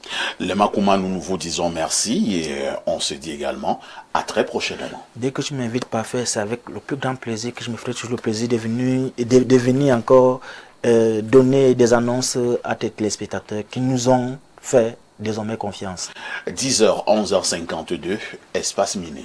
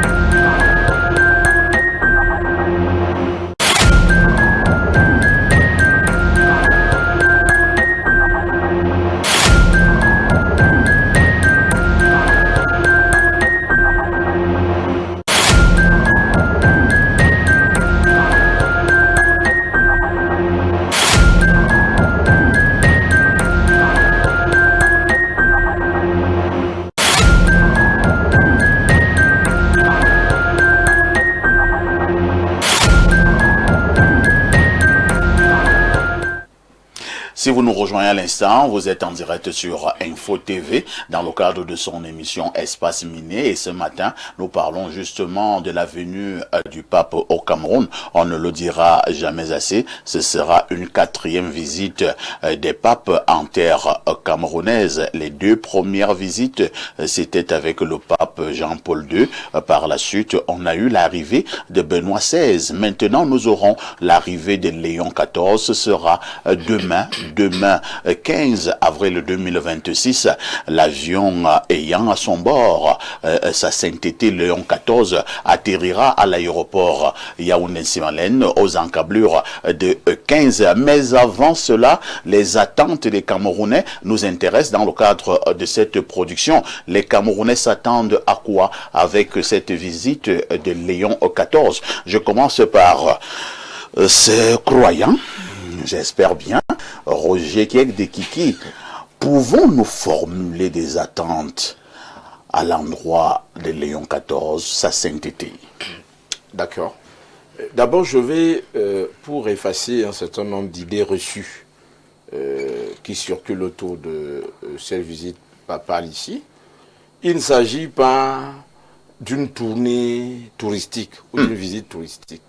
C'est une visite d'État. Une visite d'État et pastorale, parce que c'est le président Paul Biya qui a invité le pape Léon XIV. Tout à fait. Ce que les services du Vatican ont restitué.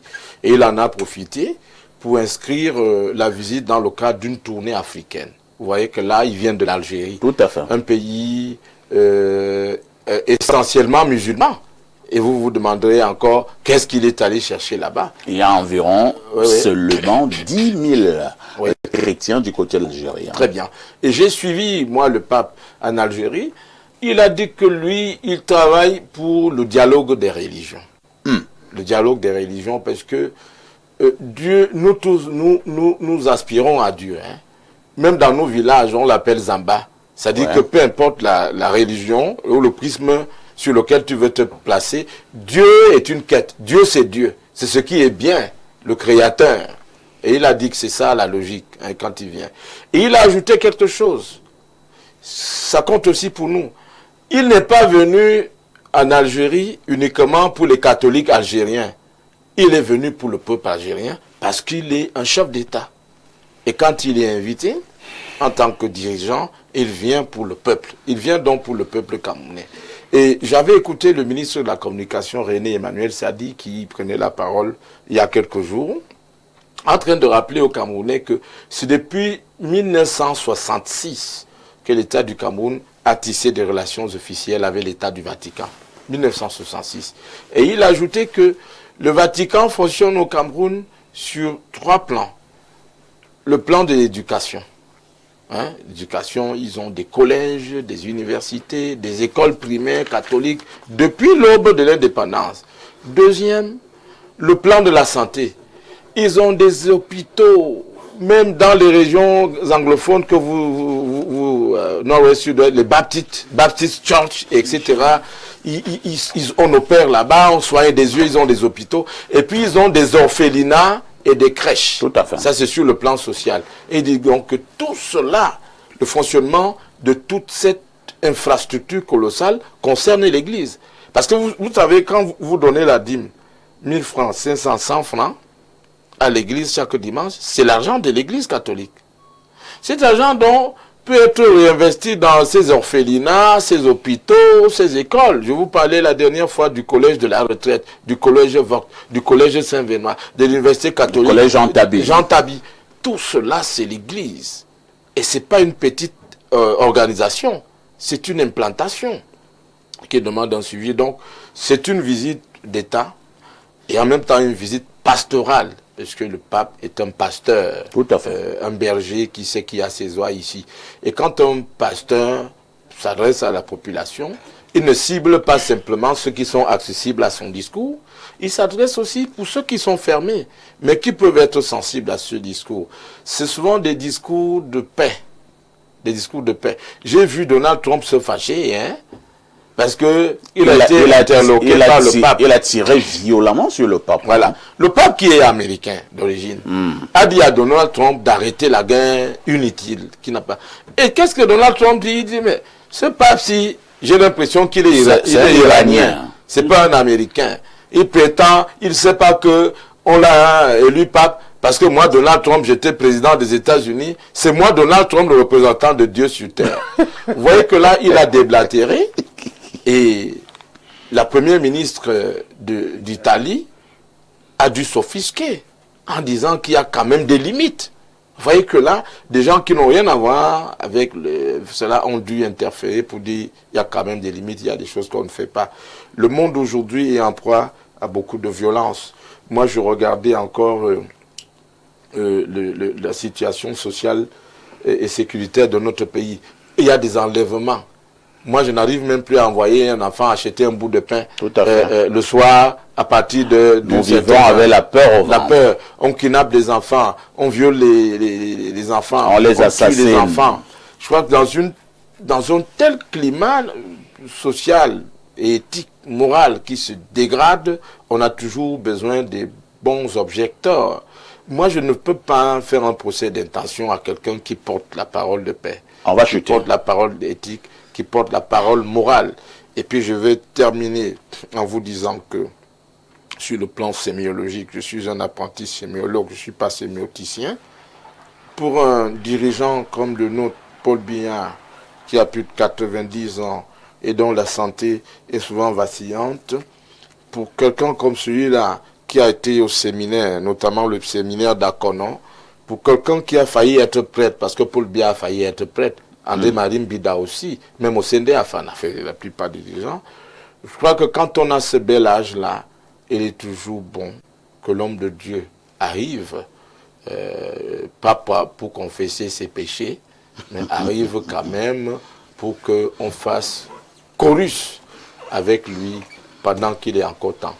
Parce que sur le plan religieux, on vous dira toujours que dans tous les domaines, même dans la religion traditionnelle, chaque fois qu'un dignitaire s'en va, on fait souvent le culte.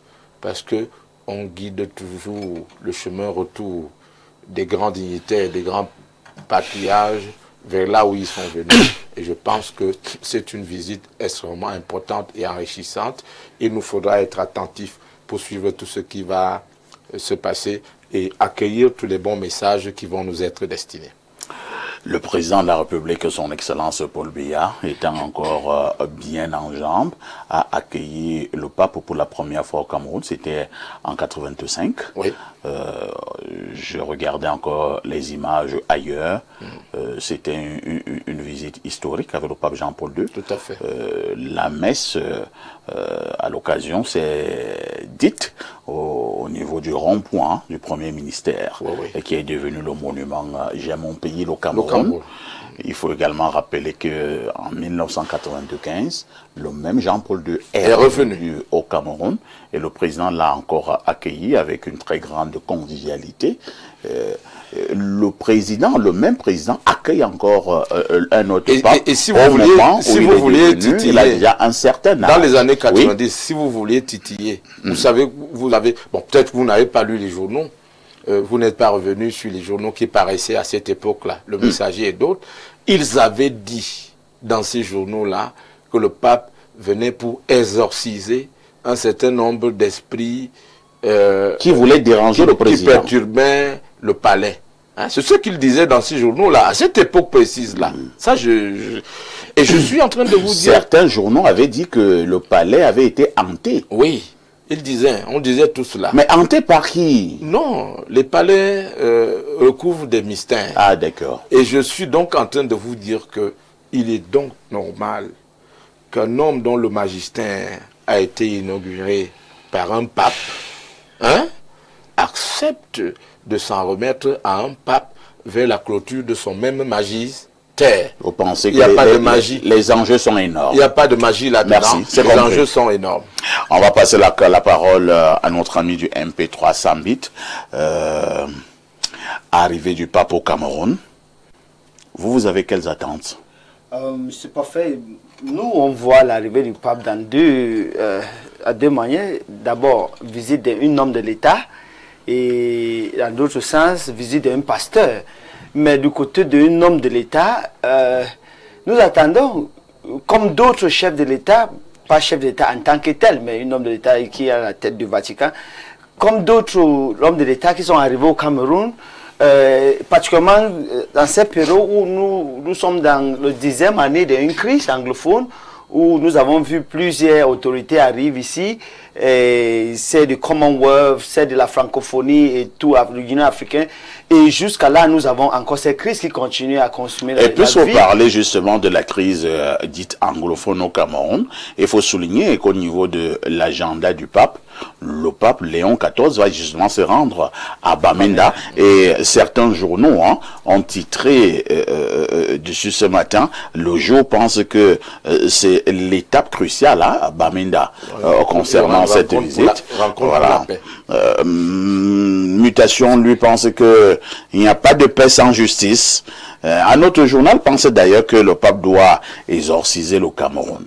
Alors, parlons d'abord de Bamenda. Ce pape qui se rendra à Bamenda dans un contexte, entre guillemets, de crise. Je pense que ça doit être une très grande leçon pour toutes les Camerounais, pas seulement celle du Bamenda. Pourquoi? Parce que on parle d'une crise qui fait déjà presque 10 ans. Et pourquoi on est arrivé à ce stade? Pourquoi cette crise? Je pense que les anglophones, comme certains appellent, mais celles du nord-ouest et sud-ouest, n'avons pas commencé cette crise parce qu'ils voulaient se diviser ou bien ils voulaient se séparer du Cameroun. Mais c'était la raison d'une chaîne de malgouvernance. Parce que à l'époque, moi je suis un ressortissant de nord-ouest. À l'époque, vous pouvez... Bamenda n'était pas comme aujourd'hui, même avant 2016, il y avait quand même les minimums. C'était un moment donné, Bamenda est devenu comme une poubelle, et il n'y avait même plus les routes, rien de tout, et les gens ont réclamé que nous avons besoin des routes et autres, et on les a pris pour autre chose. Et certains sont encore jusqu'à aujourd'hui en prison. Mais, je voulais dire, vous voyez, cette crise a commencé, pourquoi? Parce qu'il y avait une malgouvernance. Ce n'est pas parce que on avait des mauvais esprits ou bien on avait des gens qui voulaient diviser le pays. Non, je continue à le dire. Et l'arrivée du pape doit nous enseigner quelque chose. Parce que l'arrivée du pape est comme certains aller à l'église réveiller pour prier, pour avoir que non, un miracle. Oui, pour certains c'est un miracle. Pourquoi j'ai dit miracle? Comme l'archevêque, Monseigneur Clédé a dit, il a répondu à certains journaux hier, c'est comme un miracle pour lui et comme pour moi aussi et comme d'autres. Pourquoi? Parce que il y a les routes qui sont faites peut-être 10 ans, ils n'arrivent même pas, ou bien 9 ans, 8 ans qui ont commencé, les routes de la ville, ils n'arrivent même pas à cheminer. Mais aujourd'hui, à moins de 2 semaines, les routes sont... Il a même relevé que sa maison, ça fait depuis des années, l'eau n'arrive pas chez lui. Mais aujourd'hui, l'eau arrive chez lui. Donc, la maison de qui? De l'archevêque. C'est l'eau potable. Cléda, oui. J'ai suivi son émission, qu'il a répondu à l'un de vos...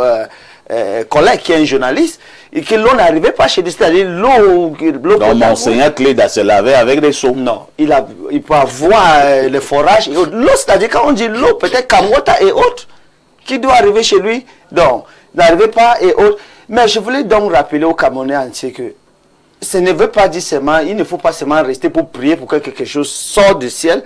Il est le moment de mobiliser. Pourquoi? Parce que l'arrivée du pape nous montre que c'est un rapport de force qui amène le développement.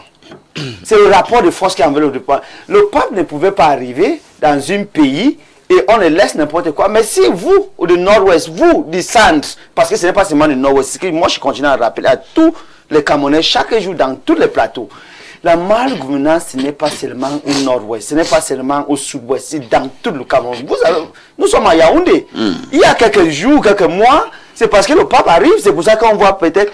Le pape devait trouver peut-être à Carrefour Bastos une bac de poubelle plein là-bas et tout. Mais c'est-à-dire, il faut continuer à se mobiliser. Pourquoi? Parce que si vous vous laissez emporter par une politique que vous n'avez pas la force, le rapport de force, vous ne pouvez pas. Mais aussi, M. Pafeto, oui, je voulais dire, j'attends aussi le pape pour venir nous aider en tant qu'un pasteur, parce que nous sommes dans une période, les gens aiment trop la liberté et la facilité. C'est dans ces pays où nous avons eu, et les gens nous ont fait comprendre qu'il y a un bon diable. Donc, si j'ai cette opportunité, je voulais aussi demander au pape de prier pour nous, parce que je ne sais pas si, là où ils sont, ou bien avec Dieu, il y a un bon diable. Donc, on a beaucoup de choses à faire. La venue du pape doit nous enseigner beaucoup de choses, et nous devons apprendre quand même le fait que nous avons besoin d'un rappel de force en tant que peuple et le peuple souverain et l'État ou bien les gens qui nous gouvernent. Parce que si on le laisse comme ça, comme le Premier ministre canadien avait dit, vous avez le choix soit d'être sur la table ou bien sur le menu. Et je pense que le peuple camerounais ne veut pas accepter d'être sur le menu. Il doit être sur la table. Le bon diable avait fui. Merci.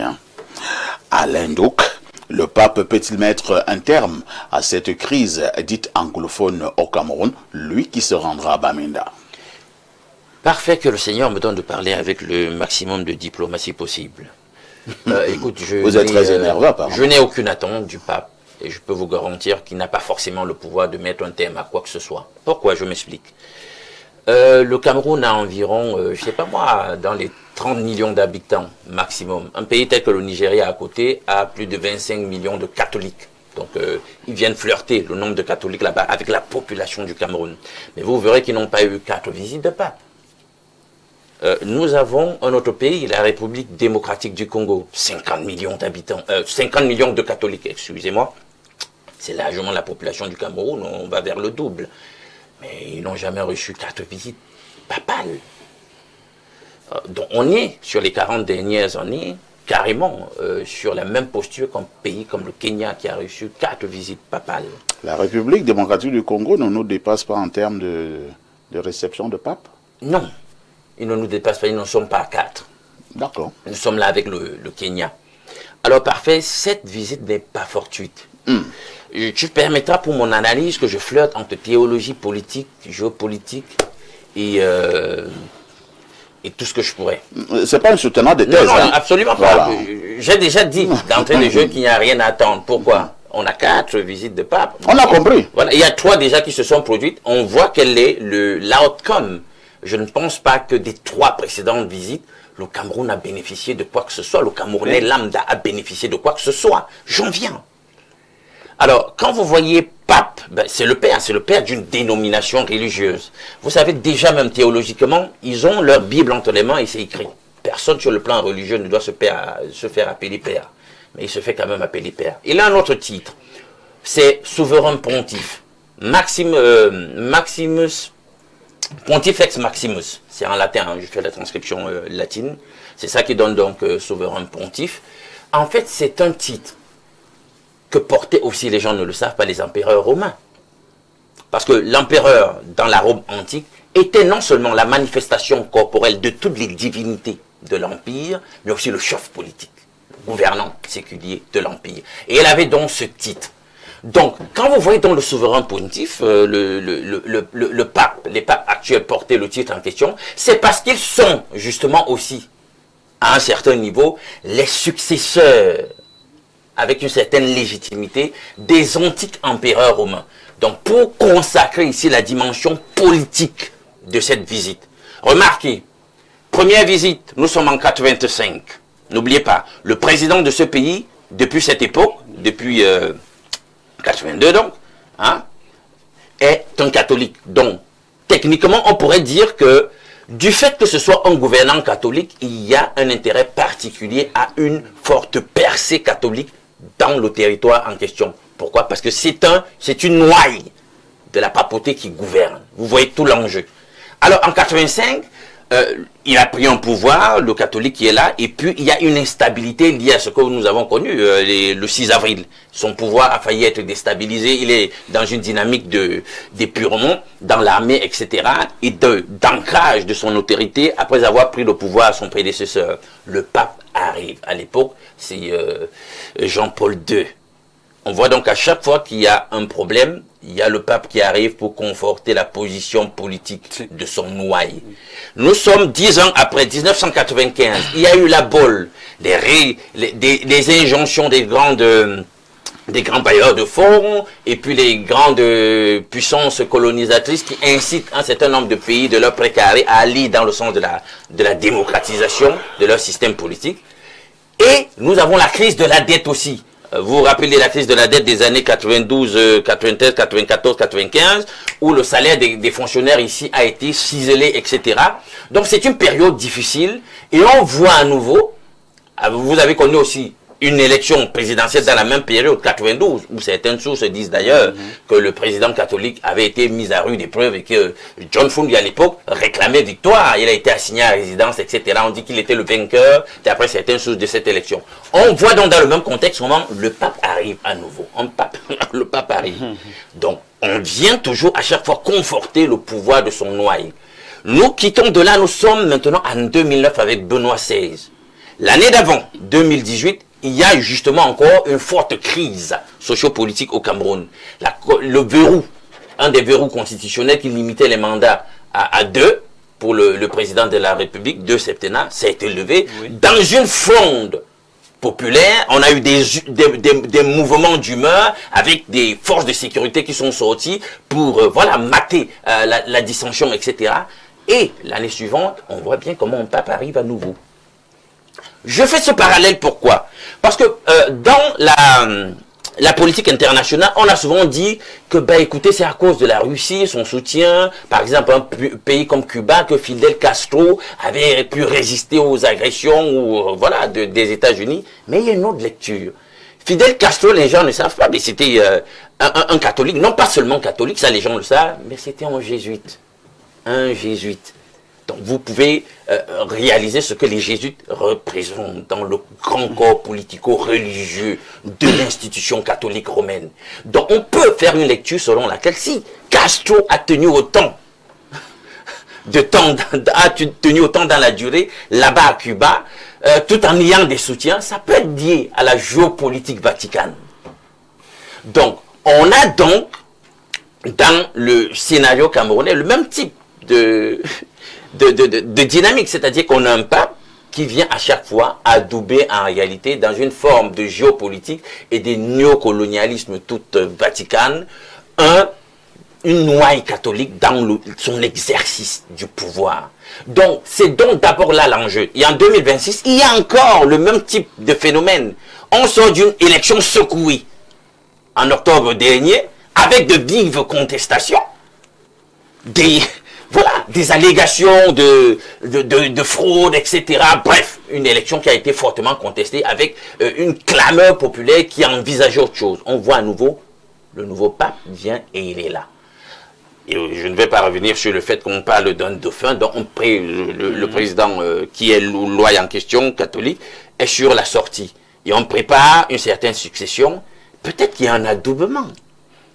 Lecture faite de cette succession en préparation. Donc, très bien.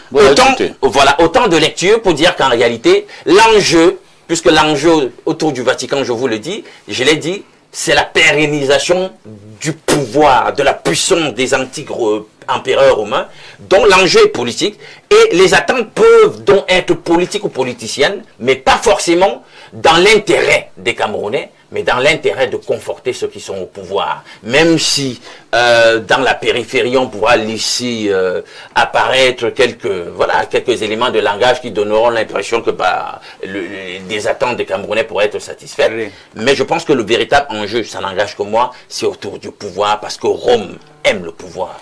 Alors, allons-nous garder un tout petit peu le microphone. Non, pas voilà, plutôt Roger qui est de Kiki. Oui. Roger, si je m'en tiens à ce que Alain est en train de dire, Alain fait comprendre globalement qu'à chaque fois où le pouvoir du président a été menacé, il fait venir un pape.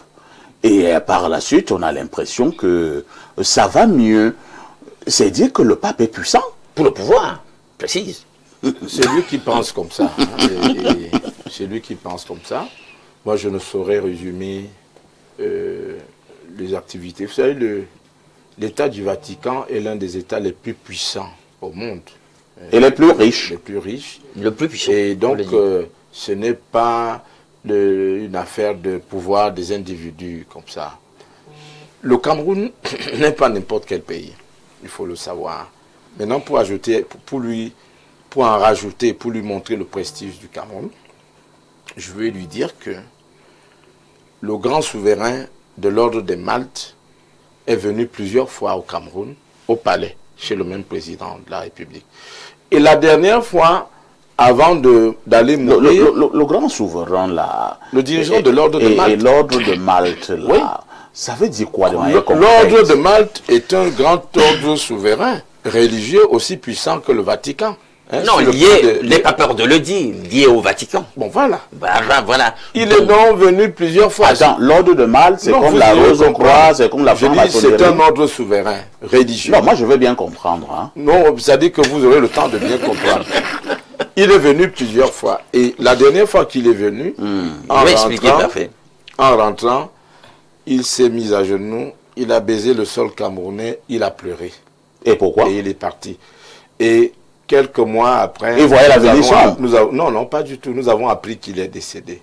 Je vais encore appeler... Mais est-ce que c'est un bon signe? Non, je suis en train de développer. Il faut que vous me... Non, ton signe d'abord la m'inquiète. Pour comprendre. Il se courbe, il baise le sol, il commence à pleurer. Et lorsqu'il s'en va, il meurt. Les dirigeants religieux, les leaders religieux les plus puissants du monde sont toujours venus au Cameroun. Et à Yaoundé, sous le magistère de Paul Biya. Le dirigeant palestinien Yasser Arafat était venu ici. L'Israélien Shimon Peres était venu à Yaoundé. Et comment vous l'appelez, le grand maître de l'ancien et mystique ordre rosicrucien, Lamarck, hein, Christian Bernard était venu ici.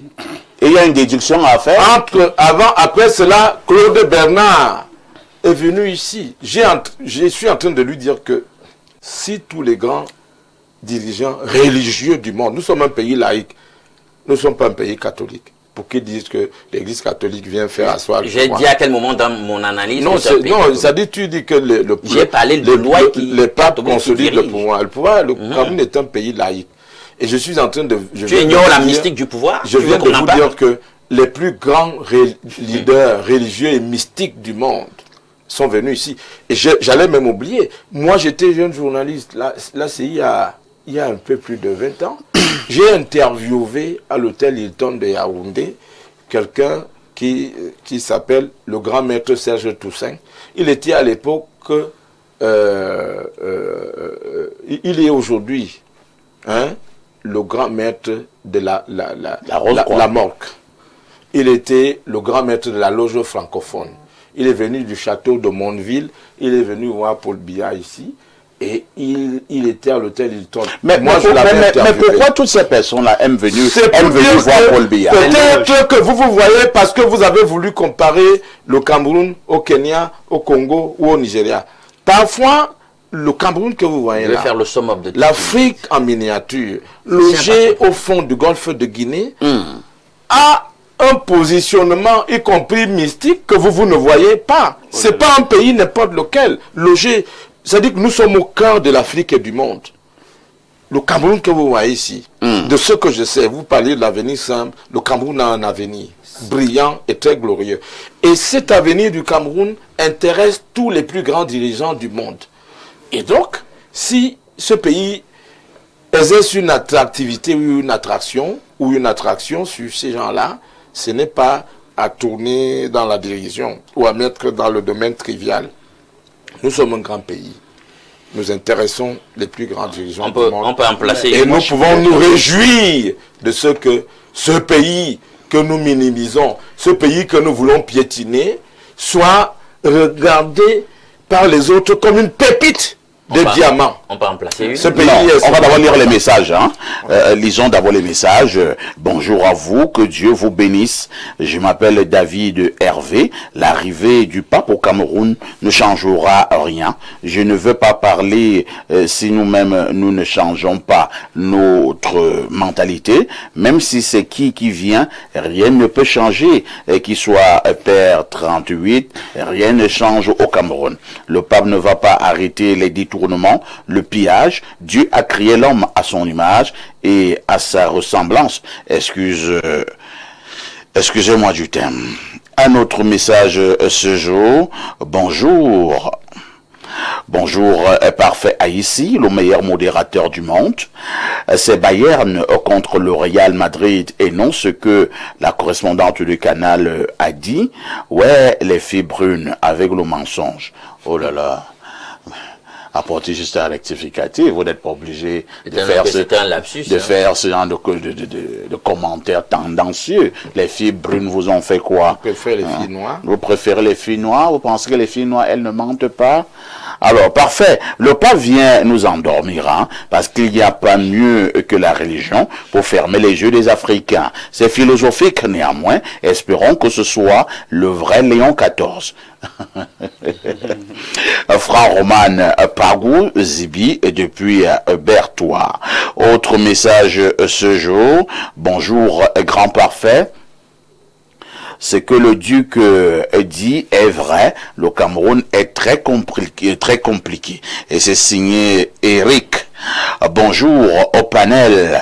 Les papes se sont succédés au pays et la malgouvernance a prospéré de plus belle, sans oublier la criminalité hors norme. 35 milliards pour la visite du pape, alors que les employés du Matgeni sont sans salaire depuis 4 ans. De qui se moque-t-on? Où est la priorité dans le bien-être des populations? C'est Igor depuis Yaoundé. 35 milliards? Igor, apportez-moi les documents, hein, pour savoir si cela est vrai.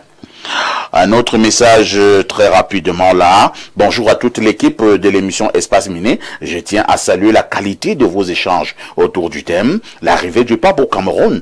Quelles attentes? C'est un sujet profondément important pour notre société. À mon sens, l'arrivée du pape au Cameroun suscite de grandes attentes tant sur le plan spirituel que social. Au-delà du symbole religieux, beaucoup espèrent un message fort en faveur de la paix, de l'unité nationale et du vivre ensemble dans un contexte parfois marqué par des tensions. Cette visite pourrait également être une occasion d'encourager les autorités et les citoyens à renforcer les valeurs de justice, de solidarité et de responsabilité collective. Je pense donc que cette venue doit être perçue non seulement comme un événement religieux, mais aussi comme une opportunité de réflexion et de renouveau pour notre pays. Merci pour votre engagement à éclairer l'opinion publique. Je suis Lionel Bessa depuis Emana à Yaoundé.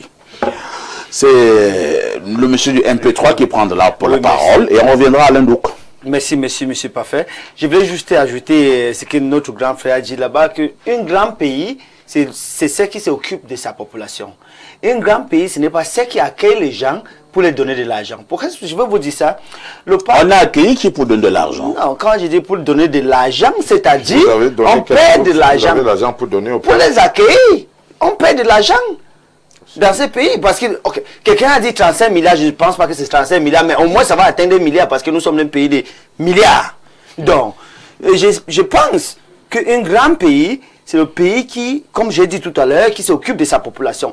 Le pape est un souverain, il est comme un chef de l'État. Et chaque chef de l'État marche et rend visite à un autre chef de l'État pour son intérêt et pour l'intérêt de son pays. Le pape sort d'un pays où eux ne fabriquent rien, le Vatican ne fabrique rien sauf la prière, mais ils sont les plus riches dans le monde entier. L'argent sort d'où?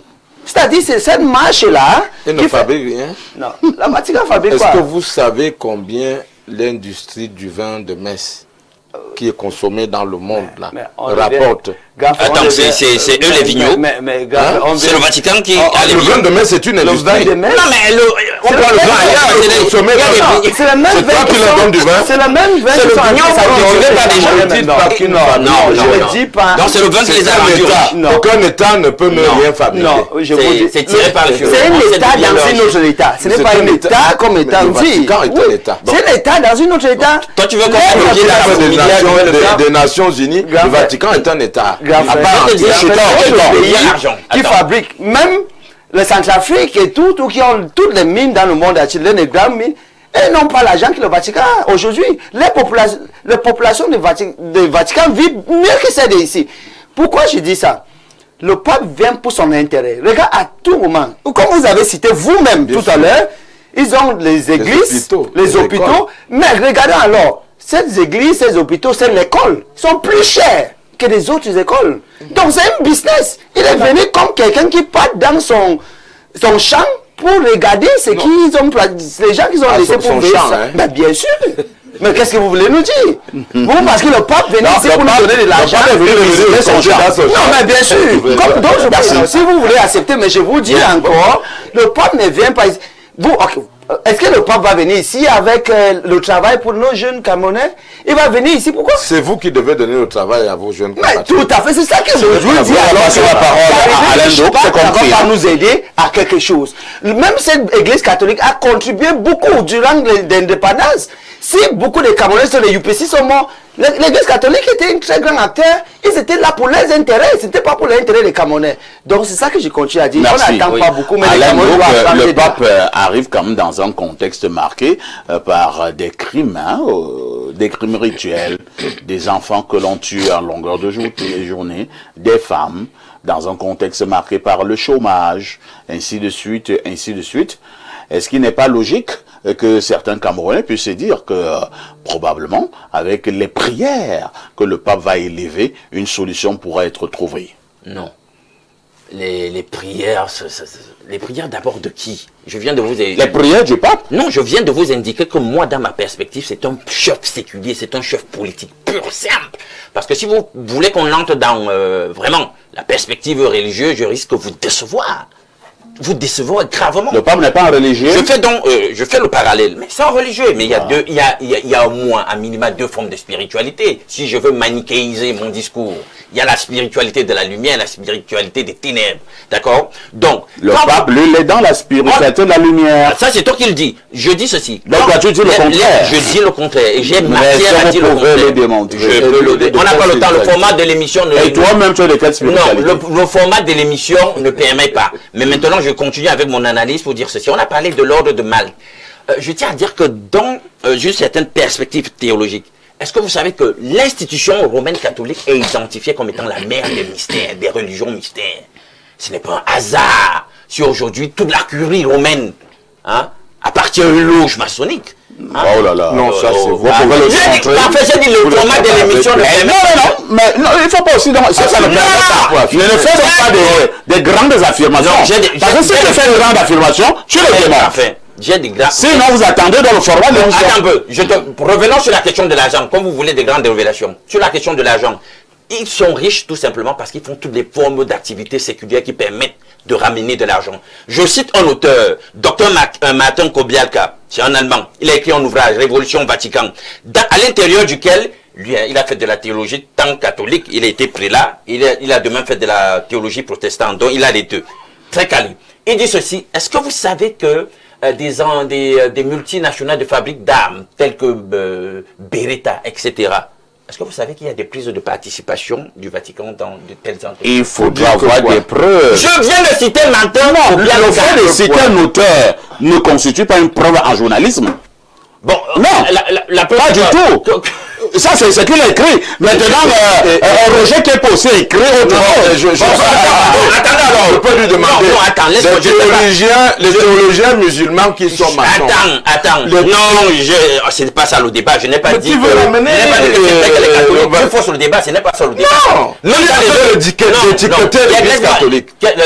Comment tu peux étiqueter l'église catholique? C'est mon temps de parole. Maintenant, parlons de la colonisation, parce que c'est comme ça que je l'appelle, la colonisation des Amériques. Vous saviez que Christophe Colomb était catholique, et que c'est pour le compte de l'église catholique qu'on a procédé au génocide de près de 300 millions d'Indiens. Là aussi, vous allez me dire que je dois apporter les preuves. Vous ne savez pas que les musulmans... Non, laisse affaire des musulmans, pas des catholiques. Non, quand tu parles des catholiques, tu es très à l'aise. Non, pourquoi? Quand on parle de musulmans, tu ne veux pas en parler. Non, on va faire un sujet. D'accord. Mais là, d'accord, ça c'est bien. On va faire un sujet. Parce que attends, ce que tu dis d'abord, c'est le sujet. Je te rappelle le sujet de ce matin. Attends d'abord. Le sujet de ce matin, c'est arrivé du pape au Cameroun. Quelles attentes? Et c'est quand tu as dit là, ce sont les attentes. Je demande qu'il n'y aura pas. Toi, tu vois la franc-maçonnerie, sont les attentes. Voilà. Je dis, en fait, qui a évoqué l'ordre de Malte ici? Est-ce que c'est moi? Est-ce que je suis simplement rentré dans une porte ouverte pour donner des explications à l'opinion, c'est tout. Pour vous dire donc que si tel est le profil, si on peut profiler l'entité en question de cette façon, il n'y a rien à attendre, les amis. Merci, c'est compris. Alors, vraiment, en quelques secondes, Roger Kekdekiki, les attentes. L'Église catholique est l'une des plus grandes confessions religieuses au monde. Et le pape est un grand guide religieux, éthique et moral. Et ses objections ont toujours un impact positif. Parce qu'il y a l'éthique, il y a la morale, un impact positif pour ceux à qui ces paroles sont destinées. J'ai dit tout à l'heure que le Cameroun est comme un feu sacré, une flamme qui brille, que les autres voient à distance, mais que vous-même, vous ne voyez pas. Ce n'est pas n'importe quel pays logé au fond du golfe de Guinée. Et ce pays-là, il est bon, positif, qu'il ait de l'attraction sur les grands dirigeants du monde. Et je crois que l'arrivée du pape dans un contexte de pré-transition, il arrive au moment où nous évoquons enfin publiquement la question du changement ou de l'alternance à la tête de notre pays avec l'avènement d'un vice-président. Quelquefois, les pouvoirs qui ont duré longtemps ne se terminent pas de manière paisible. Au Zaïre, chez Mobutu, ça a laissé la guerre. En Algérie et en Tunisie, on a vu comment ces pays ont été mouvementés. Chez le président Moubarak, en Égypte, il y a eu des mouvements très violents. Et si les grands dirigeants religieux viennent au Cameroun, pays dirigé par un fervent catholique, dans un contexte de transition, pour essayer de prêcher la paix, le dialogue et la réconciliation, c'est une très bonne chose. Très bien. Nous avons besoin de toutes les personnes qui peuvent nous accompagner dans ce processus de transformation politique pour éviter que ce pays qui brille comme un feu sacré ne puisse être altéré par des mouvements de toutes sortes, parce que notre pays est aussi convoité par les plus grands prédateurs et les plus grands vautours au monde du fait de ses richesses. Et cela n'a pas empêché ce Camerounais de poser cette préoccupation. Bonjour Perfecto, à qui appartiennent les titres fonciers catholiques au Cameroun? À l'église. Moi, je ne sais pas. À l'église. C'est à l'église, je ne sais pas pourquoi tu poses Ils ont acheté à ce qui? genre de questions. Non, vous avez cédé. Ah oui, mais vous savez, donc vous voyez, vous revenez à Je voulais vous annoncer que le débat est terminé. Hein. Okay. Merci à Sambi du MP3. Merci également à Roger Kieka qui nous a retrouvés ce matin, chef de chaîne de Royal FM, mais également grand journaliste d'investigation et journaliste politique. Merci à Alain Douk qui est notre invité permanent. La rediffusion de ce programme, ce sera ce soir à partir de 22h30. Demain, le pape Léon XIV atterrira au Cameroun pour une visite de 3 jours. Avec tout ceci, que faites-vous?